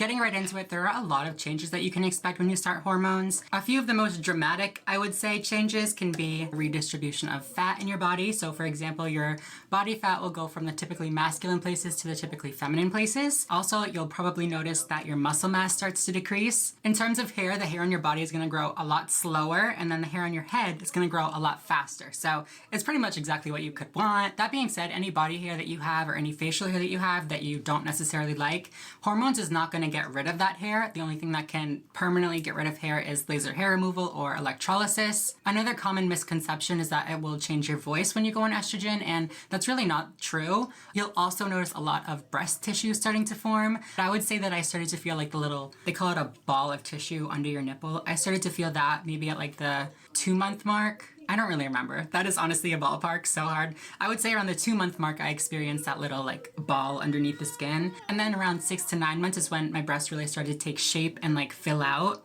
I have a 9-month hormone update video where I talk about breast growth, like specifically. I'll like put it right up here. I don't know, I always get it wrong. It's either gonna be over there or over there, which it's probably gonna be right there. Right there. Click it. Okay, cool. In terms of like sexual function, this varies a lot between people. A lot of times people's like sexual organs down there will shrink, and also it'll become different the way that you feel pleasure. I'm not gonna get into it right now because I don't want to get demonetized, but yeah. A lot of people also say that your sex drive like goes away when you start hormones, and for me that wasn't really the case. I will say that my sex drive was maybe a little bit lowered, but it was nothing compared to like after I had bottom surgery. Obviously my sex drive was like, it was like way different. But I would say the most important like effect of hormones that I was really looking forward to, and the main reason that I wanted to take hormones, was because it was going to stop my body from developing in those masculine ways. I was 17 when I got on hormones. My body was still like, I'm not gonna say that I was like pre-puberty or anything, but it was still kind of developing and still not at its full form yet. So I wanted to catch it before it got to the full masculine effect, you know what I'm saying? So now I want to talk about the changes that I've noticed since last year. And like I said earlier, I've noticed a lot of changes within the last year. I feel like my situation is kind of unique. I feel like most people will probably not notice a lot of changes after the 4-year mark. But for me, I switched my hormones probably around a year ago from the tablets or like the pills to injections, and I've noticed a lot of progress since then. I talk a little bit about the concerns that I was having in a video where I talked about switching from, pills to injections, but it's been a while now and I feel like I fully, recognize the effects that it's had on my body. The main 2 things that I was concerned about was my sex drive was really, really low, and I also was really concerned about the weight distribution in my hips. I felt like I really had no hips at all despite like trying to gain weight and fill out. So after doing some research and talking to some other trans girls, I ended up switching from the pills to the injections, and at the same time I started taking progesterone. Since then, I've noticed that my sex drive has gone up tremendously. I don't know if it was, the higher dose of estrogen or the added progesterone, but it's like completely back. I've noticed that my energy levels have gone up a lot. Also, I don't know if this is related, I feel like it probably is, but you know how you lose hair like in the shower, you'll like wash your hair, you'll brush your hair, whatever, and you'll get like a certain amount of hair loss? Ever since I started injections, I feel like I've been losing less hair every time, which like that wasn't one of my concerns to begin with, but like I'm glad, like shit, I don't want to lose my hair. The next 2 effects are actually things that my boyfriend pointed out to me. I asked him like, hey, have you noticed anything since I switched to injections? What's your opinion? What do you think? And he actually said himself that he has noticed that my hips have gotten wider, like I've gotten more weight in my lower half of my body, which is like, thank you, Lord, thank you, estrogen, Jesus. He said that he's also noticed that my skin has gotten a lot softer, which like, thanks, bitch, you saying that my skin was rough before? I'm gonna have to have a talk with him about that one. But I noticed that my skin was softer when I first started hormones, so it makes sense why it would be getting even softer with the introduction of more estrogen. Also, little tidbit, I wanna make a point of not mentioning my dosages or anything like that, and I wanna make it clear that I think that if you're going to be going on hormone replacement therapy, I think that you should go to a doctor for it. I don't think that anybody should be doing this like on their own. No DIY hormones here, please. It's not safe. You could literally mess yourself up so bad, so please do not do that. Another thing that my boyfriend actually noticed, kind of salty about this one too, but I'll let it go. He said that he's noticed that my mood is a little bit less stable, you could say. Like I get upset a lot more easily, I get emotional a lot more easily, and like I've noticed that too. I'll literally cry at like everything because I'm just a sad bitch, you know what I'm saying? But it could also be due to, user error. I will admit that sometimes I will like do my injection on like a Monday and then the next week I'll do it on a Tuesday or a Sunday, you know what I mean? So I will take that one. I will take the blame for that. So this is a clip from last year, and then I'll play a clip from this year, and hopefully you'll be able to see the difference. I don't know how long this is, I'm just gonna kind of sit here. That's cute. Okay, you guys, so now we are finally in the last part of this video. I'm going to jump over onto Instagram, look at the questions that you guys have asked me, and answer a few for you guys. So let's get into it. So the first question is, how long should you be on hormone replacement therapy before you have surgery done? If you're having like a breast augmentation or like fat redistribution surgery, like a BBL or something, I would recommend waiting at least 2 years because it can take up to that long for the full development of your breasts and for the tissues in your hips. So yeah, I would say at least 2 years for that one. I would say probably about a year for any facial related surgeries. The changes on your face from hormones are probably gonna be pretty minimal after the 1 year point. And also most facial surgeries are working on the bone of your face, and hormones are not gonna change the bone of your face at all. So you're kind of good to go with that one. For things like a tracheal shave or an Adam's apple removal, again, I don't think that you really have to wait that long because hormones are really not going to affect your bone or the cartilage whatsoever. So really you just want to talk to your surgeon or your doctor and see what they recommend for the particular procedure that you're having done. I don't know why I always do this. I talk with my hands so much and like the gestures don't even make sense, girl. So the next question that I got is, does it hurt at all throughout the process? And the answer to that is sometimes. I mentioned earlier the little like ball of tissue or nerves or whatever it is under your nipples when your breasts start to grow.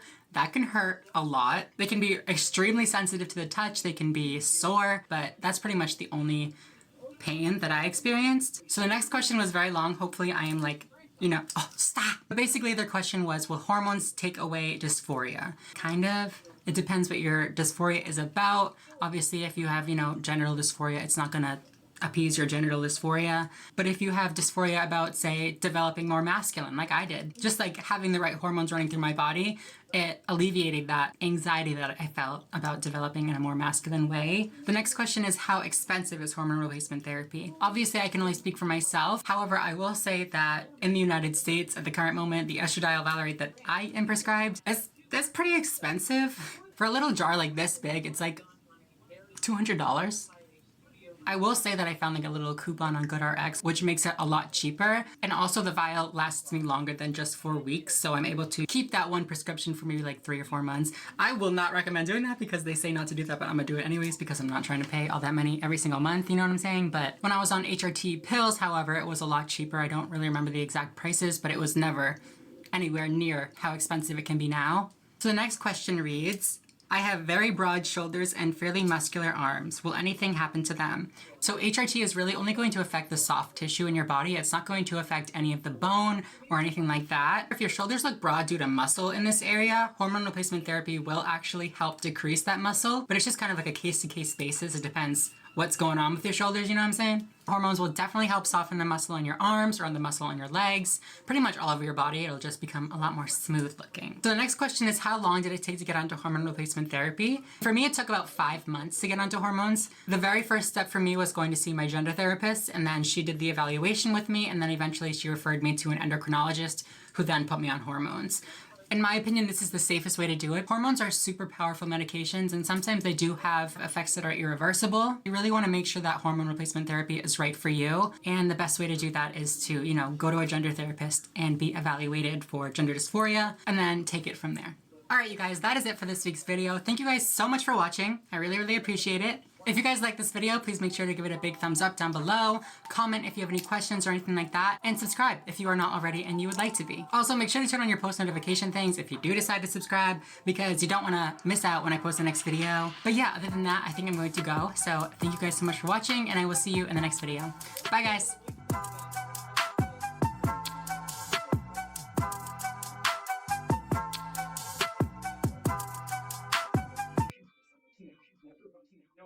No one wants to see sexy Jessie in her giant Star Trek sweatshirt. Anyways, now that I've made that joke that was not in my script, the first six Star Trek movies all focus on the same crew of Kirk, Spock, McCoy, and all the rest from the original series. Yet these feel, because of the movies, much more grander and epic.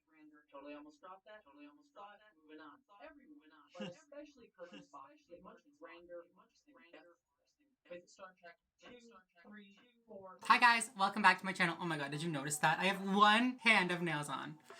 We don't have to talk about it, please. I am teaching myself to do my own acrylic nails, and it's hard. So I did one hand and then I gave up. But if you've seen my previous makeup videos, you know that I like to keep my makeup on the more glam side. You know, I like a full lash, extra long eyeliner, all that kind of stuff, but that is not what this video is going to be about today. Today, I just want to teach you guys some of my favorite tricks to feminize your face. I post new videos every Thursday, so if you guys are not yet subscribed, make sure that you do that right now. Hit the little bell. But yeah, with no further ado, let's get right into this week's video.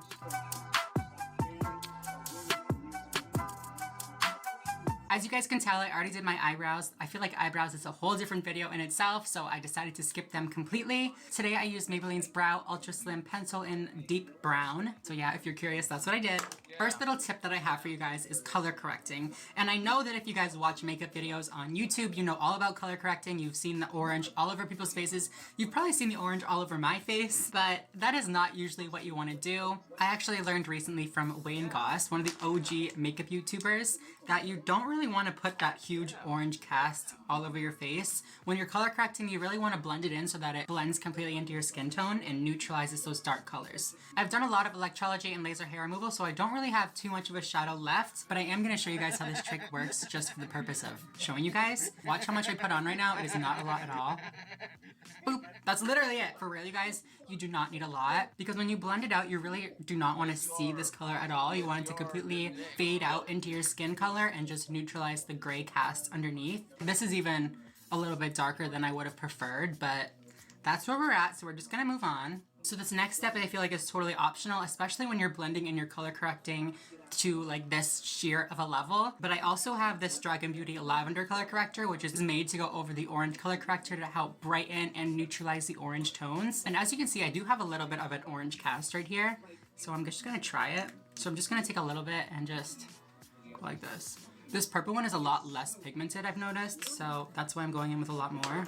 So as you can see, that orange is starting to like disappear. As you can see, the color correcting made a very subtle difference, which is what you want. Like I've been saying, you don't want that huge orange cast. You don't want any sort of cast on your skin. When you're color correcting, you really want to use it to neutralize. You don't want to, you know, overcorrect or anything like that. So yeah, now that we're done with color correcting, I'm going to take a little bit of just a translucent powder. I don't think that you have to do this with this formula. I think it will dry on its own, but we're in a rush today. I don't got time to wait for it to dry on its own. So yeah, I just set it with a little bit of powder and we're ready to go in with foundation. So when you're picking out a foundation, you don't want to pick a foundation that is dewy or luminous or anything like that, because it's just going to highlight the texture on your face. You want to pick a foundation that is matte and that's going to hide all of the texture that you don't want to be seen. Today I am taking the Maybelline Matte and Poreless Foundation. This is a medium coverage foundation. Coverage levels is one of those things that really depends on what your skin looks like. I'm really going to try to sheer it out and just perfect my skin rather than covering it up with like a full coverage foundation. Like I said, it's really just going to draw more attention to your face, and then people are going to be like, well, what are you covering? What are you hiding? Why do you have so much makeup on? That's led me to get clocked in the past, so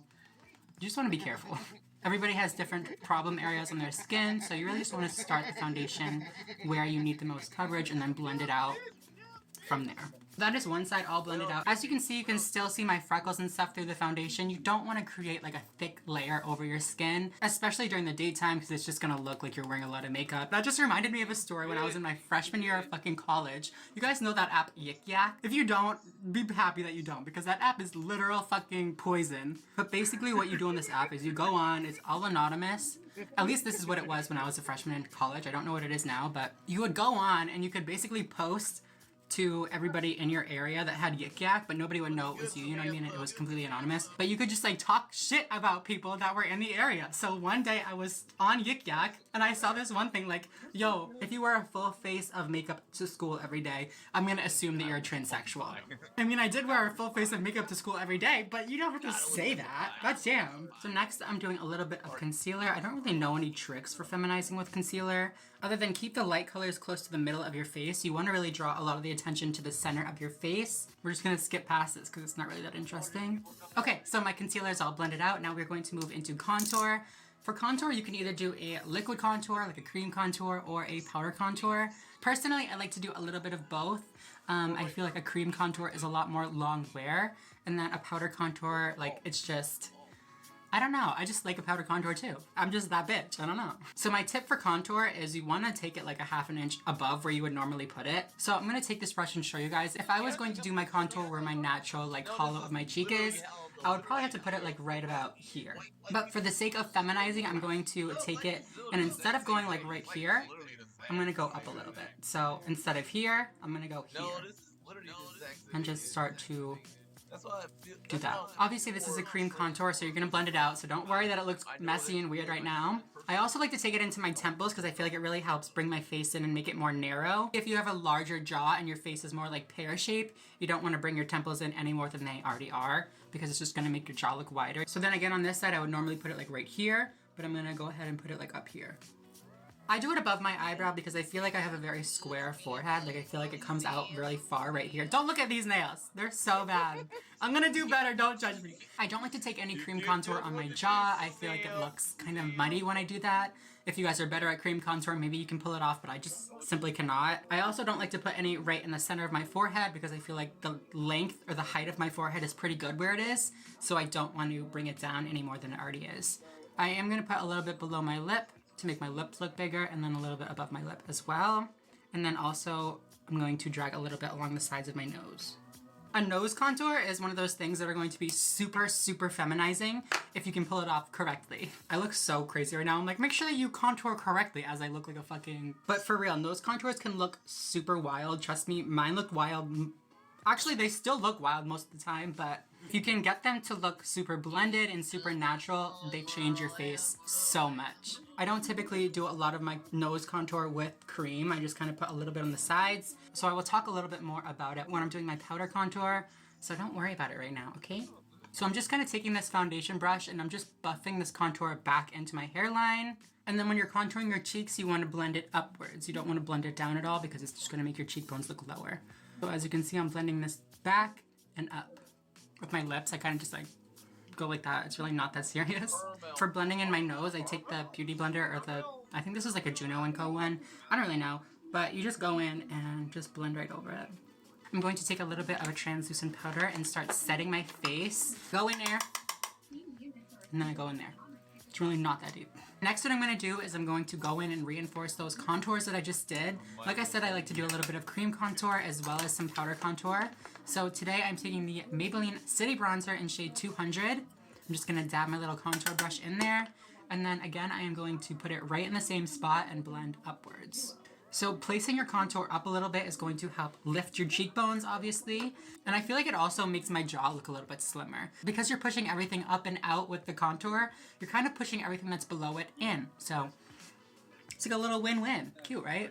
And then also with the powder, I like to go under my jaw. Like I said, I don't like to take like a cream contour under my jaw because I feel like it looks a little bit muddy. But with the powder, you're able to really like blend it out and disperse it really, really well. I don't know if you can see a difference between this side of my jaw and this side of my jaw, but I feel like I do. So that's all that matters, right? So when you're contouring your jaw, you want to be careful not to put it on your jaw, but really underneath your jaw. I made this mistake for a long time and it can make your jaw look really, really muddy. So be careful with that. Don't make the same mistake that I did. Again, since we already did the cream contour, you really don't have to like be that specific or that precise with the application of the powder because the color's already there. We're just kind of reinforcing it. I'm gonna go in and do my nose contour. So I'm gonna admit I'm not the best at doing my nose contour. I know that I said like if you do it well, it can be the most powerful part of your makeup. I don't do it that well, so I'll show you how I do it, but yeah. I'm gonna take this little tiny eyeshadow brush. It's super thin, super narrow, and I'm going to take that same bronzer that I was just using and start to lift up the bottom of the tip. So as you can see, if I darken out right here, instead of making the tip look right here, it makes the tip look up here. So that's a cute little trick.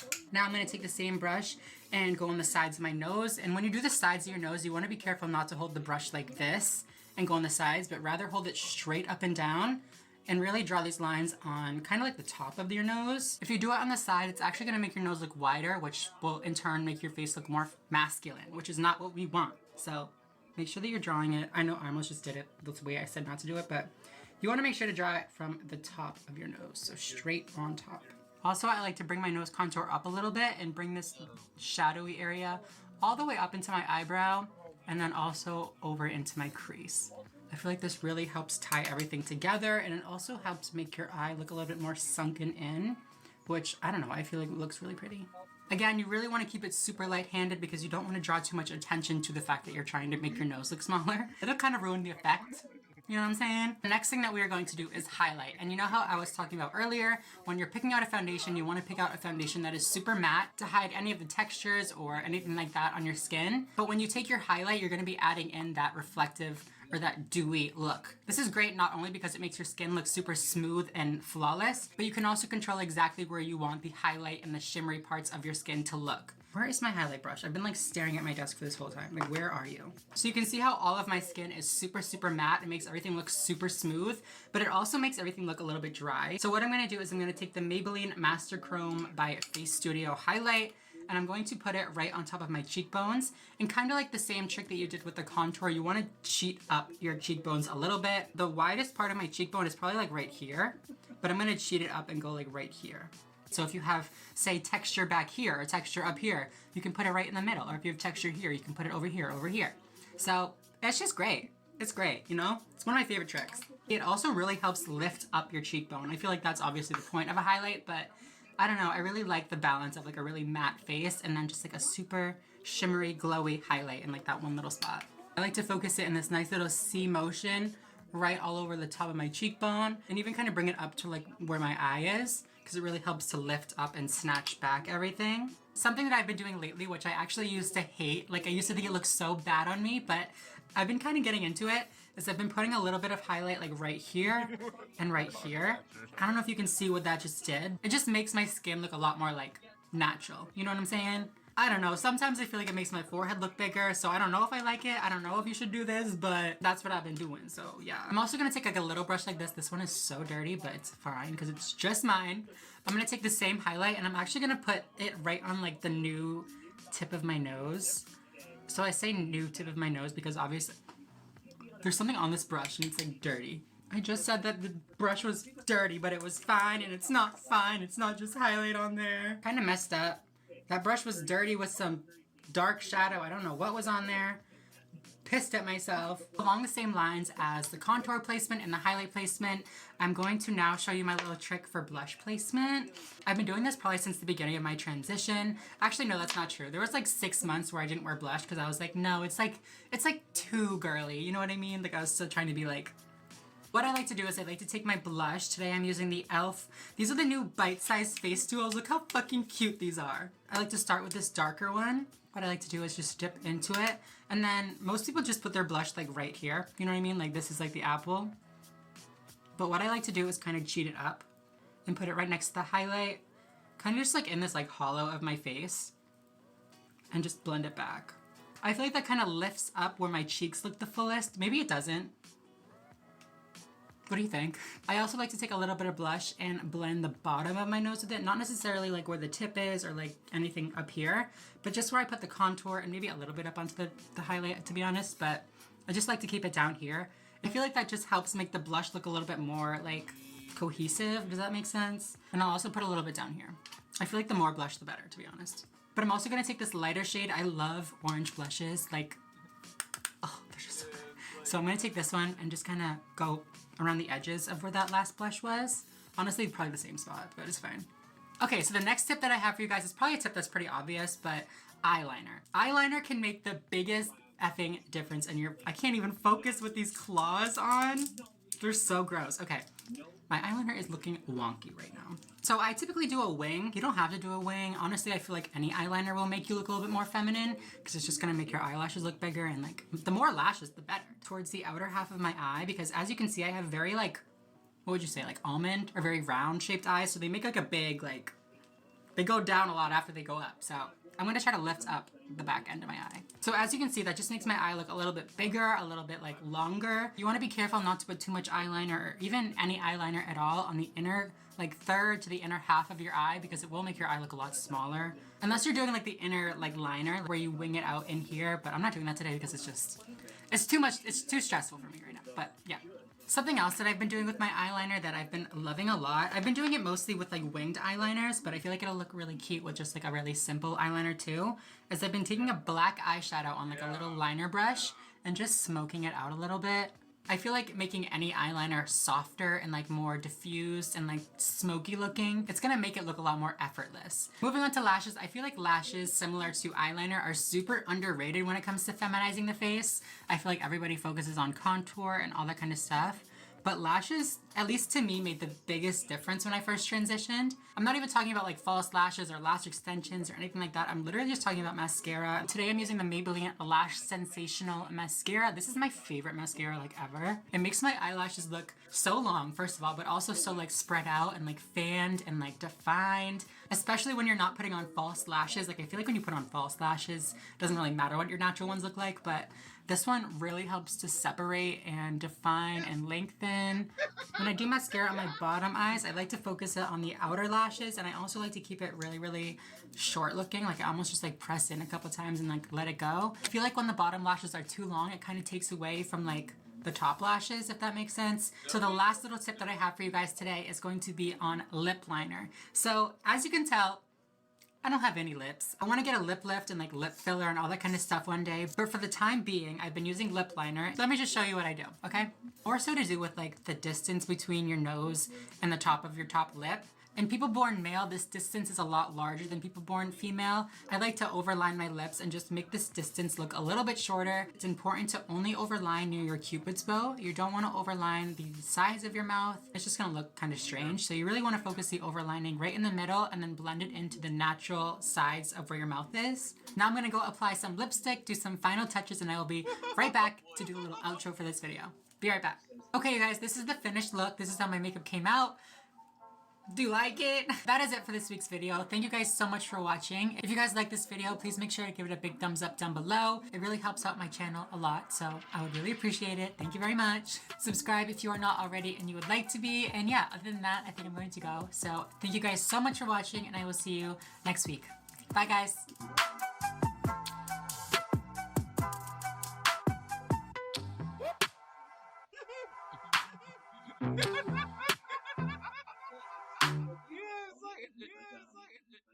Also shows that they're a bunch of pussies.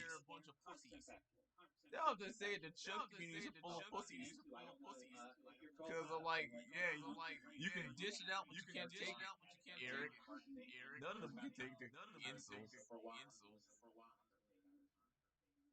because I thought it was hilarious.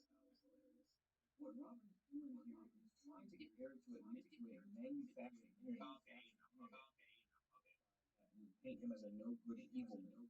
Well, he Eric is. wants to fully understand Robert's point in the included context, saying that Robert has received conflict, then considers it harassment and hurt. I'm not calling what he's doing to me harassment. I understand that. Yeah. I'm just saying he's a pussy. I'm just calling him a pussy. That's what I'm calling him. So if you want to engage with What? me, I'm just. right here. Okay, thank you. For this week's video, I'm going to be doing a video that is pretty popular here in the trans community. I'm going to be reacting to some of the most popular anti-trans memes. I almost just said TikToks because of my video a few weeks ago, but no, we are going to be reacting to memes today. If you guys don't know what a meme is, I don't really know what to tell you. I don't know how to explain what a meme is. Literally just Google it. I just tried to think of like a way to explain it, but no, I'm not gonna get into that. I don't have time. Also, like, who doesn't know what a meme is? Like, girl. It's a meme. I post videos here on my channel every single Thursday, so make sure that you guys subscribe if you are not already, and turn on your post notifications so that you know when I post a new video. I don't know what all of this shit is.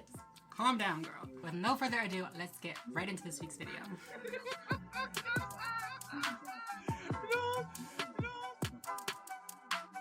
Here we go. I want to pick like a relatively like rare or like uncommon meme for the first one because like I don't want to just do one that everybody else reacted to also, you know? I haven't seen one like this, so we'll start with this one. You see a girl in bed with a guy. She looks bomb, by the way. Hey girl, makeup on point. She says, I have a confession. I used to be a Christian. And the guy says, doesn't worry me, babe. The joke, you know what I mean? Okay. And then afterwards, she says, awesome, I much prefer being a Christine. And you can just see like, his face is like, oh fuck. I mean, it's, girl, you really can't think of a better punchline than the girl used to be a boy? Really? That's weak. That is so weak. I don't even know what to say about this one. Jokes like this really lead into that whole toxic masculinity frame where like you can't date somebody that used to be a boy and that, you know, it's something to be ashamed of, something to freak out about. That's what the joke is here, that he's freaking out that she used to be a boy. It's stupid. Come on now. It's not cute. And by the way, she's way out of his league. Like, anyways. Okay, here's the next one. Our girl, Caitlyn Jenner. I don't really care what your opinion on Caitlyn Jenner is. You either like her or you don't. A lot of trans people don't like her, but that's not really relevant for looking at this meme and talking about it. Believe in something, even if it means cutting off your dick, or cutting your dick off. As somebody that has had, like, bottom surgery, you know they don't just cut it off, right? Like, it's not just like a quick little, hold on, I gotta over here. It's not just like a quick little, that's not how it works. Like, Google it. There's plenty of videos, there's plenty of, like, education tools, like, educate yourself. That's not what they do. They flip it inside out, if you must know. Next one, we have our homegirl, Jeffree Star. The meme says, what trans people think they look like, and it's a picture of Jeffree, and then it says, what they actually look like, and it's a picture of a little boy in a dress. I've also seen versions of this meme where it's like, what trans people think they look like, and it was a picture of, I think, like Nikita, and then what they actually look like, and it was somebody that was in the early stages of their transition, you know, whatever. First of all, Jeffree Star is not even trans. Get your facts straight. Hope I don't look like Jeffree Star. Shit. No offense to you. Actually, isn't he like in trouble right now? I don't know. Maybe he should take a finish. Here's the next one. It's a tweet of some girl at you, Aria Hovo. You know what's up. She says, trans women are women over and over and over and over and over and over and over and over. And then this person replies to it and says, get pregnant then. Wow. What's that sound from like the Minions or something that they're all like, wow, like in awe, but like sarcastic, you know what I mean? Wow. I'm pretty sure the statistics for it are like 1 out of every 10 cisgender women can't get pregnant. So like, are you calling them not real women? They were fully born with like uteruses, vaginas, the whole works. But for whatever reason they can't get pregnant, so they're not women anymore. Your logic is flawed, homeboy. Get it together. Here's the next meme. I think that the top part of it is a pro-trans meme, and then the bottom part was like a reaction part. So the top says, fight bigotry. 98% of straight men are unwilling to date trans women because of hatred. I'm not really sure it's because of hatred, but that's for a different video. I think you guys already know my opinion on straight men dating trans women. If not, I can make a whole video about it if you want. Just let me know. This boy at the bottom says, well, she's a guy, so... I think I've seen this. Isn't that from like the State Farm commercial? Where the wife is like, well, she sounds hideous. And he's like, well, she's a guy, so... State Farm would be very upset with you. State Farm is LGBT friendly. I know that for a fact. When I went to an LGBT conference this last year, State Farm was there. They were supporting. So you wrong, bitch. This is the next one. Nice and red. Saying that straights make gay babies is the equivalent to a doctor saying to a woman after giving birth, congratulations, it is a smoker. Penny, what? I'm smoking. You are not born gay. Everyone is straight by design. This, like, gives me, like, very religious vibes. This gives me very, like, Adam and Eve, not Adam and Steve. Very, very much not cute. Yeah. Y'all are just dumb. I don't even know what to fucking say. You are not born gay. Yes, you are. You are born gay. You think somebody would choose to be transgender? You think somebody would choose to be gay? You are sorely mistaken, buddy. Sorely. Here's the next one. It says, what's your problem, you little bigot? Haven't you seen a lady pee before? The kid says, Mommy, that's not a lady. And then the mom says, shh, we aren't allowed to speak the truth anymore. First of all, I feel like this has some racist undertones. I won't say anything else to it, but like, anyways. Second of all, who sat on that mom's head? She does not look okay. Third of all, why is the toilet just like out in the open? That's not like how that works. And also, why does the women's room say women on the inside? I feel like that's not really necessary. So this is just a stupid ass motherfucking meme. Y'all don't know how to make accurate memes. Being a trans person, I've been in many, many bathrooms. I've seen many little girls in that sounds kind of bad. I won't say it like that. You know, been washing my hands, leaving the bathroom, and I see a mom and a child come in to use the bathroom, do their thing, and they don't, like, look twice. They don't bat an eye. I think that's for a couple of reasons. I think, one, I don't look like this person looks. I don't think most people going in women's bathrooms look like this person looks. Second of all, nobody... I never, like, had my stuff hanging out just, like, peeing for everybody to see. It just doesn't happen like this. Moving on. This one I kind of like because it's just, like, ironic to me. The one thing I love about conservative women is that you never have to ask, is that a woman? Like, are you sure, bitch? And also, there are plenty of trans women out there that are conservative, so it's like, what? What do you mean? Huh? Oh, this one's from The Princess Bride. I love that movie. I watched it so many times when I was a little kid. Great movie. If you haven't seen it, go watch it. Love that movie. When a trans person expects me to use their preferred pronouns, and then it's a picture of the grandpa reading a story and it says, "You're sick, I'll humor you." My thing is like, gender dysphoria is a medical condition, so like saying, "You're sick, I'll humor you," is like kind of accurate. You're not wrong, I am sick. Shit. I do suffer with gender dysphoria. Yes, I had to undergo medical and social intervention to ease this medical condition, but I feel like the thing that the person that made this meme doesn't understand is that the treatment for this illness, for this sickness, as they're referring to it, is literally transition. Like, I'm sorry that I was born with gender dysphoria, but like, I'm doing my best to survive. You're just gonna make fun of me for that? It's just kind of messed up. But again, I love The Princess Bride, so it's fine. The next one, I don't know who this man is. He looks kind of familiar, but again, I don't know who he is. But it says, "I too was once a male trapped in a woman's body, but then I was born." Cue minion sound again. Wow. You're so funny. You're so funny. You're so funny. It must be so nice to not know how it feels to be trapped and, you know, suffocated and stuck in a body that isn't yours. I don't know. I just think that that is a privilege that you should not take for granted. Moving on. This one grinded my gears kind of a lot. Just because it's so, like, not accurate to what actually happens in real life. And I feel like when you're making memes like this, they're going out to a very specific population and they're influencing that population's views on, you know, whatever the topic of the illustration is. And this is just not real. You're making people think that kids transitioning or kids expressing their gender is a bad thing when in reality, like, this is it's not. It's not a bad thing. And like this shit doesn't happen. It says, "Mom, I'm an astronaut," and the kid's dressing up as an astronaut. And then it says, "I'm a dinosaur," dressing up like a dinosaur. And then it says, "I'm a princess." And then the next slide, she brings him to the doctor to have his, you know, to have his snip snip, whatever. That kid is probably like, what, 5, 4, 3, 6? I don't know. Definitely way, way, way below the age that anybody would be getting surgery. In most countries, including the most progressive countries, you can't get hormones, you can't get blockers, anything like that until you are 12 or 13. And it's extremely, extremely rare for people under 18 to have gender confirming surgeries. So like this just doesn't happen. It doesn't happen. Even in this hypothetical situation, like say that kids do get surgery. They don't just wake up one day saying I'm a princess and then go in the next day. They go through years and years of therapy and make sure that surgery is the last resort. This one says, "Too young to choose bedtime, old enough to choose gender." This one kind of goes along with like that one that was all red and says like, "Nobody's born gay." Nobody chooses what their gender is, you know what I'm saying? I repeat this over and over and over and over and over again to people, but people simply choose to be themselves, to be happy, to let themselves be free, and that's true even in young children. Most of the time in young kids, they haven't been super confined to certain gender roles, so they're more comfortable expressing, you know, their true gender identity.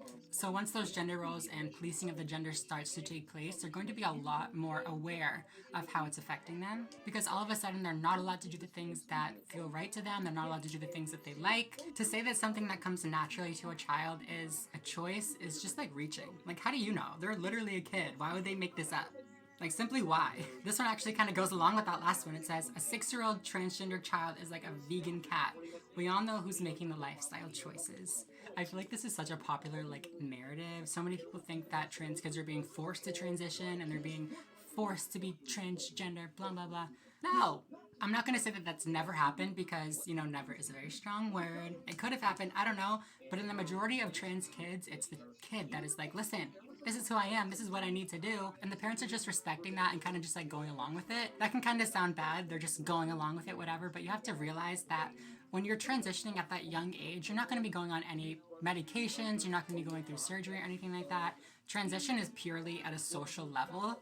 So say if this child, by the time they reach puberty, grows out of this gender dysphoria, there would be no permanent changes to their body and they can simply just de-transition socially because that's the only steps that they've actually taken. I have a few friends that transitioned when they were really young and they said that they literally would not be here today if they were not allowed to transition at that young age. They knew so strongly who they were that they could not imagine life continuing if they could not be true to themselves. How are you going to tell me that a child should not do what's right for them when it literally is life or death? The cons of transitioning at that young age, like, you have a girl name, your body doesn't change at all, you have no surgeries, you have no hormone intervention, you're simply just alleviating that social dysphoria that you might feel, versus forcing your child to remain as the gender that they were assigned at birth. This causes immense dysphoria, not only socially, but once they hit puberty, it will force their body to start developing in ways that are consistent with their, birth sex, and that can create so many problems for trans people. For example, for me, most of my dysphoria comes from things that changed after I hit puberty. It's the effects that testosterone had on my body that make me the most uncomfortable.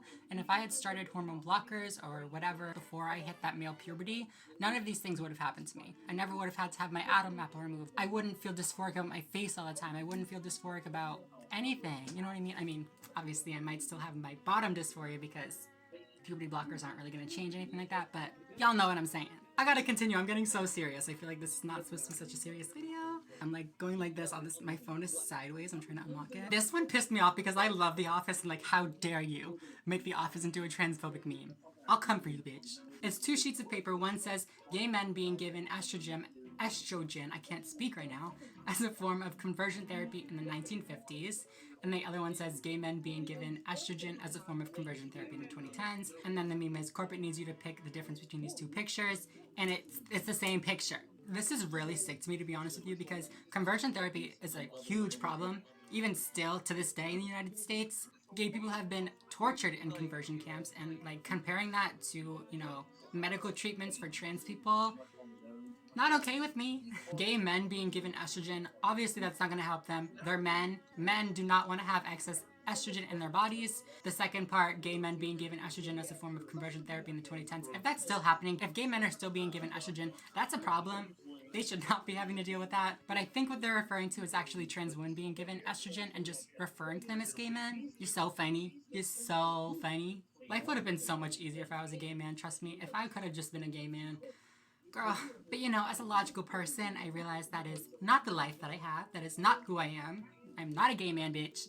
This is gonna be the last one because this one really pissed me off for numerous reasons, and you'll see why, because it's just an absolutely disgusting meme.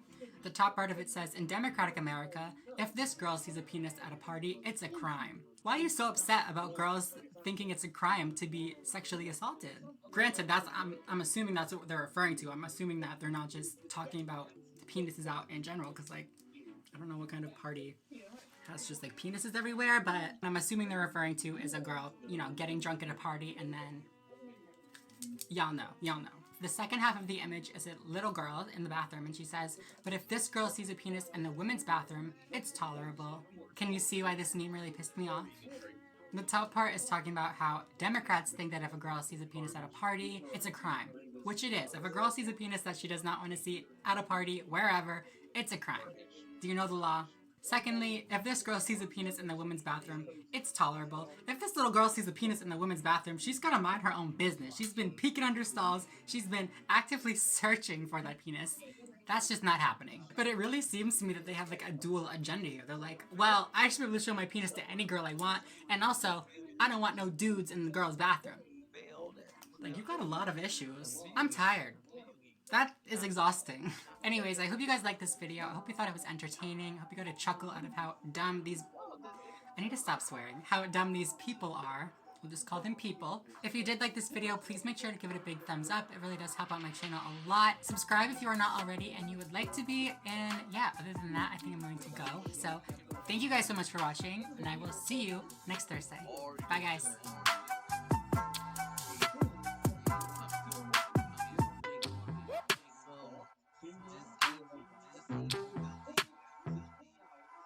You're gonna be a bitch about it. Now I'm just saying, he's probably gonna be a bitch about it. Just saying, and he's a family member or something.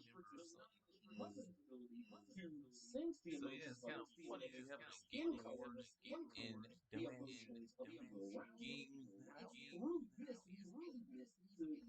Rowling. People gave y'all a lot of money. Hi guys, welcome back to my channel. Lately there's been a huge debate going around surrounding transgender kids. The main argument is that children can't possibly know their gender identity at that young of an age. They can't possibly make these dire decisions at that young of an age. In this week's video, I want to talk about some of the most well-known cases of transgender kids, and I'll also be talking to a friend of mine who transitioned at a fairly young age to hopefully highlight some of the positives of transitioning at a young age. I post new videos every Thursday here on my channel, so if you guys are not subscribed already, go do that right now. Thank you very much. I feel like that sounded exactly like I said it like a few times ago. Thank you very much. But with no further ado, let's get right into the first kid. That sounds bad. I meant to say the first case and then I said kid. Let's get to the first. Let's move into the first case. Okay.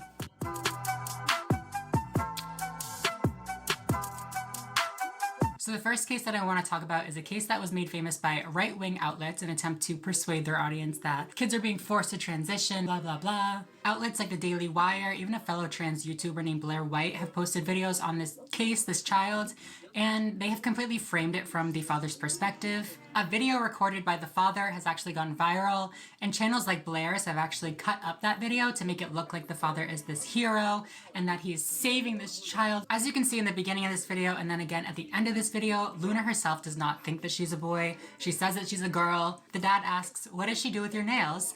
You know, trying to get a response of, "Mom makes me paint my nails," anything like that. But then when Luna responds by saying that the mom paints her nails, the dad asks why, and Luna responds with, "Because I like my nails painted," or "I like the way that the polish looks." However, in videos like Blaire's, both of these parts are cut out. I wonder why. And if you really need further proof that this was not being forced on Luna, like Blaire White and all these other right-wing outlets will make you believe, you can just look at the court transcript of the testimonies provided by both of the parents, the children, a child protective services agent, friends of the family, and the child's therapist. I've actually taken the liberty to grab some of the most telling quotes from the transcript. You're welcome. So here, the court asks the child protective services agent who did the full investigation on Luna's mom and Luna. They're asked if Luna is being forced by the mom whatsoever. They say no. They then ask if the father is forcing Luna to dress as a boy, and they say yes. Furthermore, James, which is Luna's father, admits himself in this court testimony, this court, whatever it is, that he would not allow Luna to express her feminine identity, even if that's what she chose, even if that's what the doctors recommended. You may be saying that Luna's father is just acting with, Luna's best interest at heart, and he just doesn't want to see any harm come her way.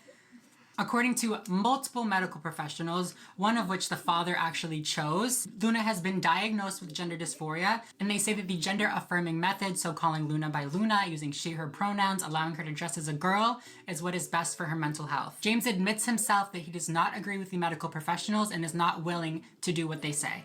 And just for funsies, to lighten the mood, here's a little clip of James.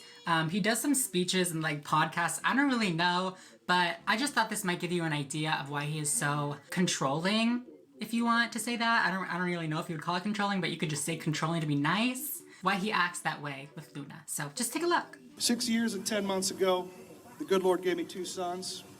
I named after the brothers of Jesus. They were baptized and dedicated to a life in Christ. I've been unable to teach him traditional Christian teachings on sexuality and gender, and I can't let him go to Sunday school because in my church, pretty much like yours, we teach this as just men and women. Since it's totally against my religious beliefs to affirm him as a girl, I have never assented to my son presenting as a girl. This is how I've been able to handle it. I've said, look, don't listen to me. I read you the book of Genesis every night before you go to bed. What does the Bible say? That's your answer. So yeah, to wrap up this first case, the Daily Wire, Blaire White, all these channels don't know what they're talking about. They literally all use this one bullshit article as their source, which was written by a detransitioner, just to let you guys know. You guys have probably seen this detransitioner online. They're famous for being super turfy and not cute, but we'll just move on. If you want to do some more reading or even some more watching, I found a great video and some great links about this whole Luna Younger case. It's literally just a huge hate smear campaign against the mother. If that mother is watching this for whatever reason, girl, I support you. You are doing the greatest thing. I love you. Keep doing you. Moving on to the next case. I've talked about this case a little bit before, but since so many people want to use it against the trans community, I'll talk about it again, just for y'all. So Bruce Reimer was born in 1965, and after a botched circumcision, he was raised as a girl. Just to clarify again, he's not transgender. He was born male and then was raised as a girl without his consent, without his knowledge. His parents literally never even told him that he was, born a boy. His parents were convinced at the time by a prominent psychologist and sexologist, John Money, that gender was malleable and it was a social construct and it would be in their child's best interest to be raised as a girl. I just want to do a quick side note and highlight where John Money went wrong with his theory that gender was a construct and that it was malleable. I've said it before, I do believe that gender as a whole is socially constructed. I think that the idea of gender is socially constructed, but that's not what he's arguing. He was arguing that gender identity, so your internal sense of self, could be shaped or changed completely by one's environment. Bruce Reimer's parents actually agreed with Dr. Money, and then Bruce ended up going through a gender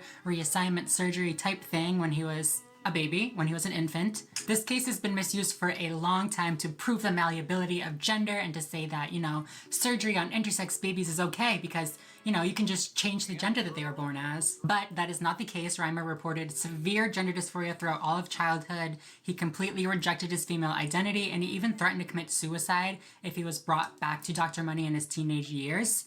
It's also kind of important to note that John Money was really fucked up. He allegedly abused them during the treatments, and yeah, that obviously plays a huge role in, why he hated Dr. Money so much, but the point that you can't change gender identity still stands. After consistently rejecting his female identity, his parents actually ended up telling him about his botched circumcision and, how he was raised as a girl even though he was born a boy. I think from that moment, or right around that moment, he started living his life as David Reimer. He you could say he detransitioned, or he went back to living as the sex he was assigned at birth. Well, I guess he was assigned it at birth and then reassigned it a few months later. I don't really know what you would say, but you guys know what I'm talking about. So the reason that I wanted to talk about this case is that a lot of people, even trans people, think that this case proves that gender is not a social construct. What this case really proves is that gender identity cannot be forced on somebody, or somebody's gender identity cannot be changed. In Bruce/David Reimer's case, he was assigned male at birth and his gender identity was male.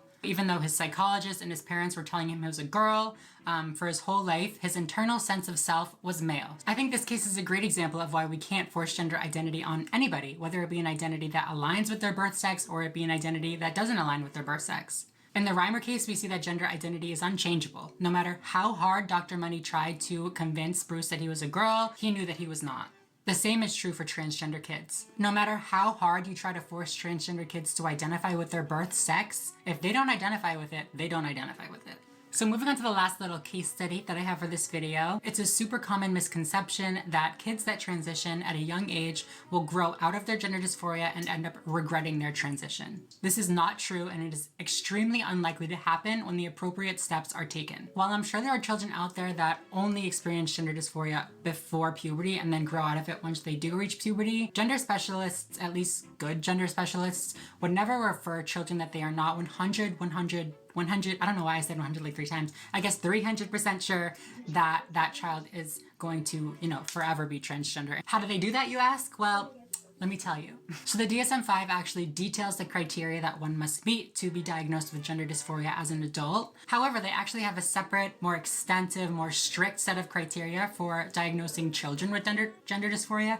I'm getting ahead of myself. I can't speak. So with adults, 2 of these 6 criteria must be met for them to be diagnosed with gender dysphoria. And for children, 6 out of 8 of these criteria must be met for them to be diagnosed with gender dysphoria. Like I mentioned in the beginning of this video, I want to share a little testimony, if you will, from a friend of mine named Emily Tressa. I asked her experience with transitioning at a young age, how it impacted her mental health, her experience with gender dysphoria, all that kind of good stuff. So I want to just read what she had to say for you guys. Obviously, I'm asking questions in between each of these responses, so they might seem a little bit choppy, but they all go together, okay? Don't worry. Ever since I could express myself from around the age of 4, I've always known I'm a girl and made it very clear to my family too. My whole early childhood, I was consistent, persistent, and insistent about my gender identity. When I realized the way I felt wasn't normal for a little boy to feel, I was so ashamed and I felt so alone. My mom showed me a Jazz Jennings interview when I was around 7 years old. When I saw that, I finally didn't feel alone anymore, and I learned that I can live my life authentically as the woman I am. I socially transitioned when I was 10 years old, started blockers when I was 12, and then hormones when I was 13. I've been so lucky to have a supportive family who has loved me unconditionally and just let me be me. The most recent and final steps in my transition was last summer when I had my gender reassignment surgery. It felt like my whole life had led up to that moment after 17 years of hating my given genitalia. In my experience, transitioning young has been vital for me. I've been able to go through female puberty and have how I feel inside match how I look on the outside. If I hadn't been able to transition, I don't think I would be here today. I always knew that I wanted to have a vagina from a young age and hated having a penis. It was like I was living a double life pretending to be a boy at school, and then when I came home, I dressed up in my Hannah Montana and Disney princess outfits and felt like myself. I started going to therapy when I was 5 or 6 years old because I made it very clear to my parents that I was unhappy and felt like a girl. I went to multiple therapists until I found the right one for me. I started hormone blockers when I was 12 years old, and I needed to have a letter from my therapist. After being on blockers for a year, I started hormones at 13. I had a great endocrinologist who totally understood me and knew that I wanted to start hormones then to go through female puberty like the rest of my friends I was in school with. It was such a happy day for me when I took my first estrogen pill, and then when I started to see the changes in my body, like curves and breast development. I then asked her if she thought transitioning at a young age saved her from some of the dysphoria that people who transition later in life have to go through. Starting hormones helped me feel a lot more comfortable in my body, and my bottom surgery that I had when I was 17 was the final step for me in my transition, and I'm the happiest I've ever been now at 19 years old. She said I'd also just mention that my parents never forced anything on me, and I've always just been so straightforward about who I am and what I want in life, and my family has always been 100% supportive of that. I knew I needed to be on hormone blockers, but early, because I didn't want to go through male puberty at all. I remember my biggest fear before being on blockers was that I was going to grow facial hair and that my voice would deepen. As you can see or hear from reading a little bit about Emily, she met the criteria for gender dysphoria in children and was able to transition at a relatively young age. She emphasized that she was never forced to do anything by her parents, but rather that she was just supported and accepted for who she was by her parents. She mentioned that she's happier than she's ever been before and that her transition is now complete after doing her bottom surgery. That alone speaks to the benefit of transitioning at a young age. For most trans women that transition later in life, bottom surgery alone is not enough to complete their transition. For example, for me, and I transitioned at 18, so still relatively young, I've had 5 major surgeries to undo the effects that testosterone have had on my body. 5, bitch. 5.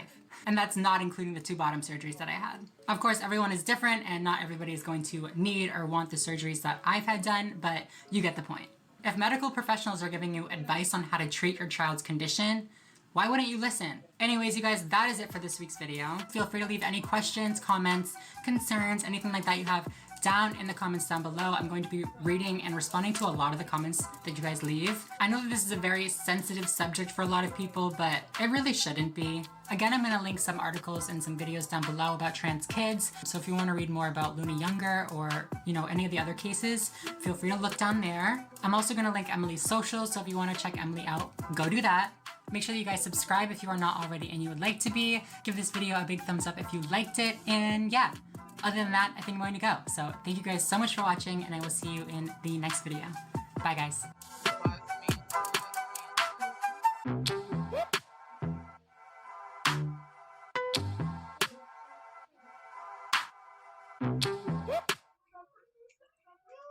Sorry, I'm glad you won that. You deserve to win that. Well, thank you. Wait, but you got more money. Yeah. Oh my god. Wait, this was so fun. No, thank you so much for joining and for being my first duo and just Red. I had a great time.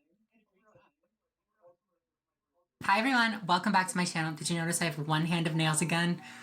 I'm so sorry, it's a disappointment. They're cute though, aren't they? In this week's video, as you can tell from the title, I have a lot that I need to say. I'm gonna try to keep this video lighthearted, but I do have some pretty strong opinions about this new J.K. Rowling book and Blaire White's new video on it. There's a lot of lies in that video. Blaire and other right-wing commentators are pushing to their audiences that there's nothing problematic about this book at all, and that trans activists are just searching for something to be mad about and searching for something to cancel this poor woman over. I don't know if these people actually believe what they're saying or if they're just like, saying what they think their audience wants to hear. But either way, I'm making this video to give you guys some insight from a trans woman who is not Blaire, but also from somebody that has a background in behavioral sciences, specifically focusing on the way that media representation affects prejudice. I've written multiple extensive papers backed by scientifically reviewed theories, as well as statistical data. I'm talking way too fast. So if you want to just call me a crybaby snowflake, that's fine, but I do actually know what I'm talking about, and I will be, you know, showing you guys the theories and we'll just get into it. I post new videos every Thursday here on my channel, so if you guys are not yet subscribed, make sure that you do that right now. Are you done? Thank you very much. But yeah, with no further ado, let's get right into this week's video.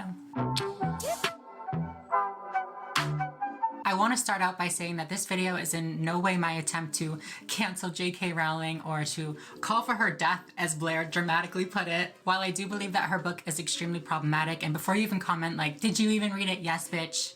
I read the book.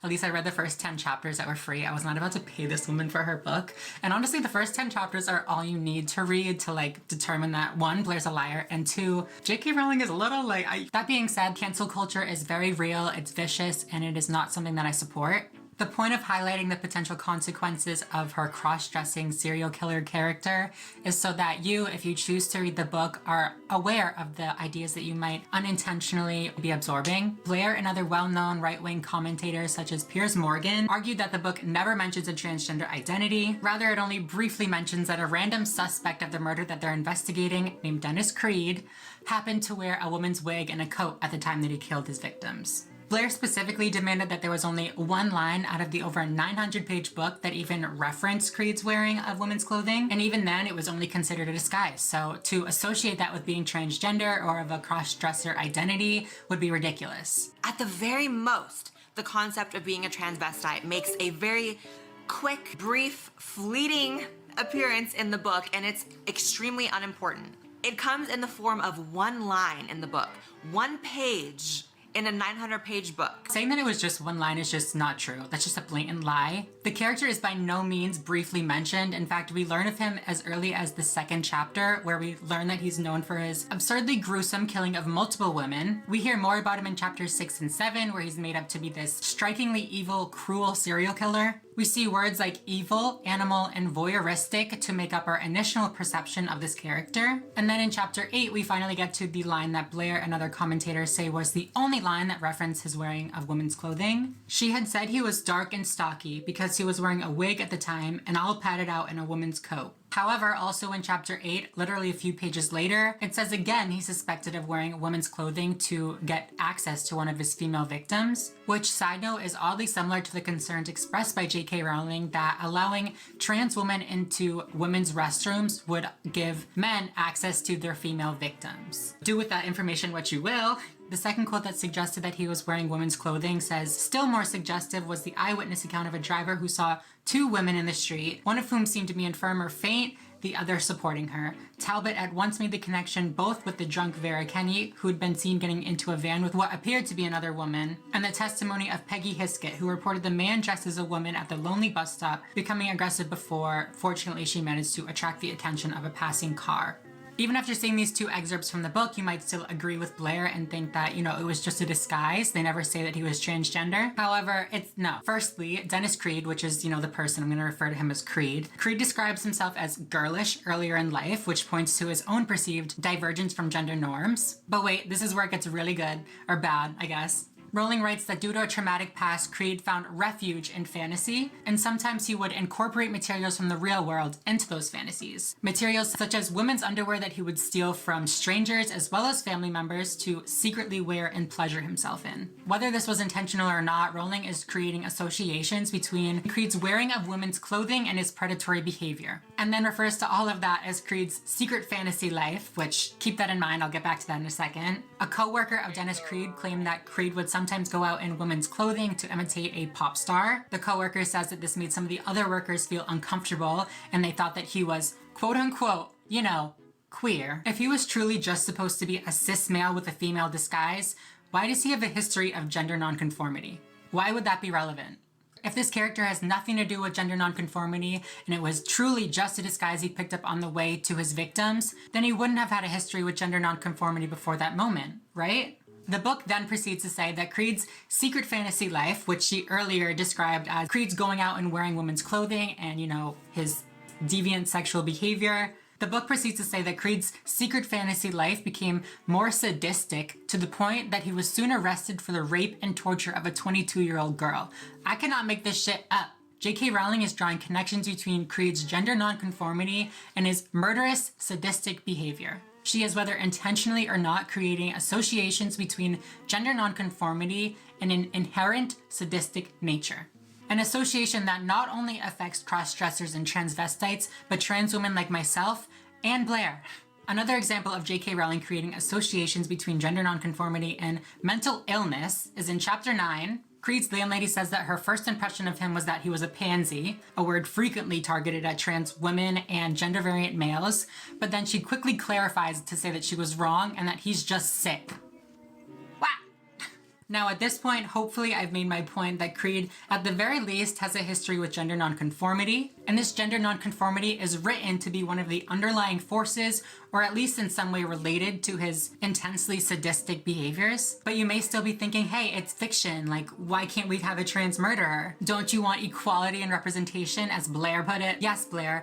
Accurate representations of trans people and gender nonconforming people are, in my opinion, crucial to the greater acceptance of transgender and gender nonconforming people. The representation that she's created in this book is not only wildly inaccurate, but it's also extremely overdone to the point that these representations vastly outweigh the good representations that we have. Since the 1960s, we've seen a plethora of gender nonconforming villains in horror. Some of the most famous horror movies like Psycho and Silence of the Lambs have taken advantage of people's very limited knowledge on transgender identities and gender nonconforming people, and they use that factor of the unknown to add to that character's level of like scariness. According to the cultivation analysis theory, which is a very widely recognized, widely respected theory of media effects, heavy exposure to certain ideas will create an illusory perception of reality. So with gender nonconformity consistently being used as the source of delusion or, sadistic behavior, people start to think that there is truly something inherently sadistic about being gender nonconforming or being trans. Blaire demanded in her video that she is not a crossdresser and she's not a transvestite. So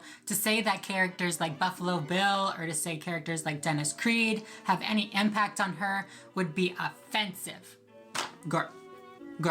It is not only incorrect to say that, but it's wildly irresponsible. I'm not claiming that these movies or even J.K. Rowling's new book should be trashed or that you can't watch them or enjoy them. All I'm trying to say is that we need to be aware of the ways that representation of identities in media affect our perception of those identities. When reading a book or watching a movie, you're not going to critically analyze every single piece of information that you're receiving. You're just going to accept it for what it is. And that's fine. You know what I'm saying? Again, these movies are as famous as they are for a reason. They're good movies. They're just a little bit problematic. Not a lot of people knew gender nonconforming or trans people back when these movies were created. These movies were literally the first glimpse that people had of gender nonconformity or, variance from the gender norm. To say that seeing a trans person or a person that the viewer interprets as being trans for the first time as a serial killer, an evil, murderous person, to say that that doesn't affect somebody's perception of trans people is just foolish. Another side note, I don't think a lot of the right understands the difference between these identities. J.K. Rowling has previously reduced trans people to how they dress on Twitter. So when Blaire demands that this is just a man dressing as a woman, that couldn't possibly describe me. Girl, that's how she thinks of you. That's how she thinks of all of us.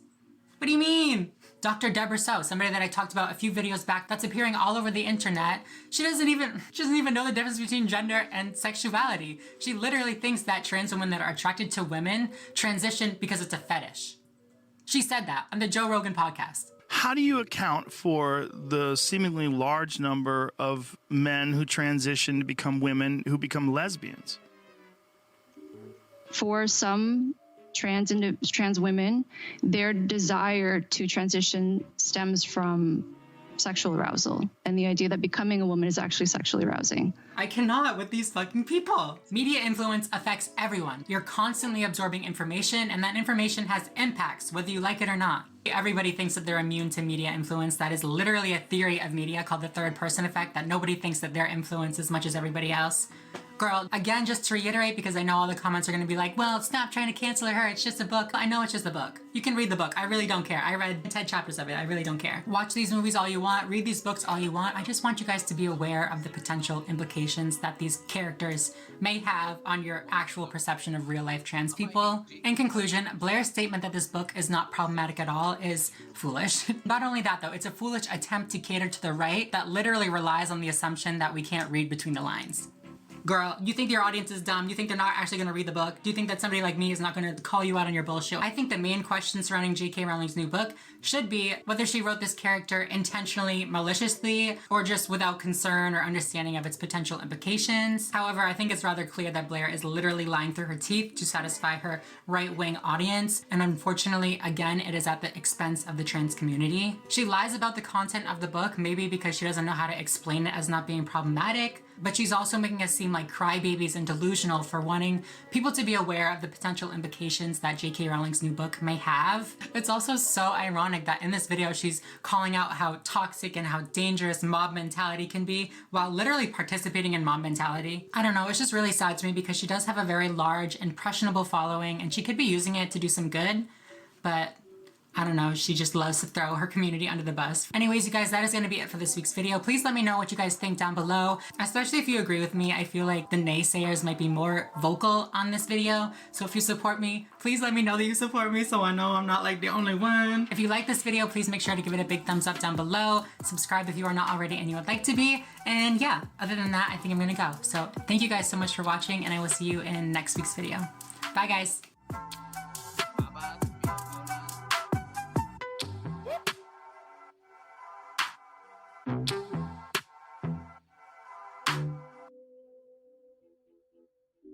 So yeah, I'm gonna call it a night for now, and I'll see you for part 5 or part 4. I don't know. I'm gonna keep on doing this. I'm out.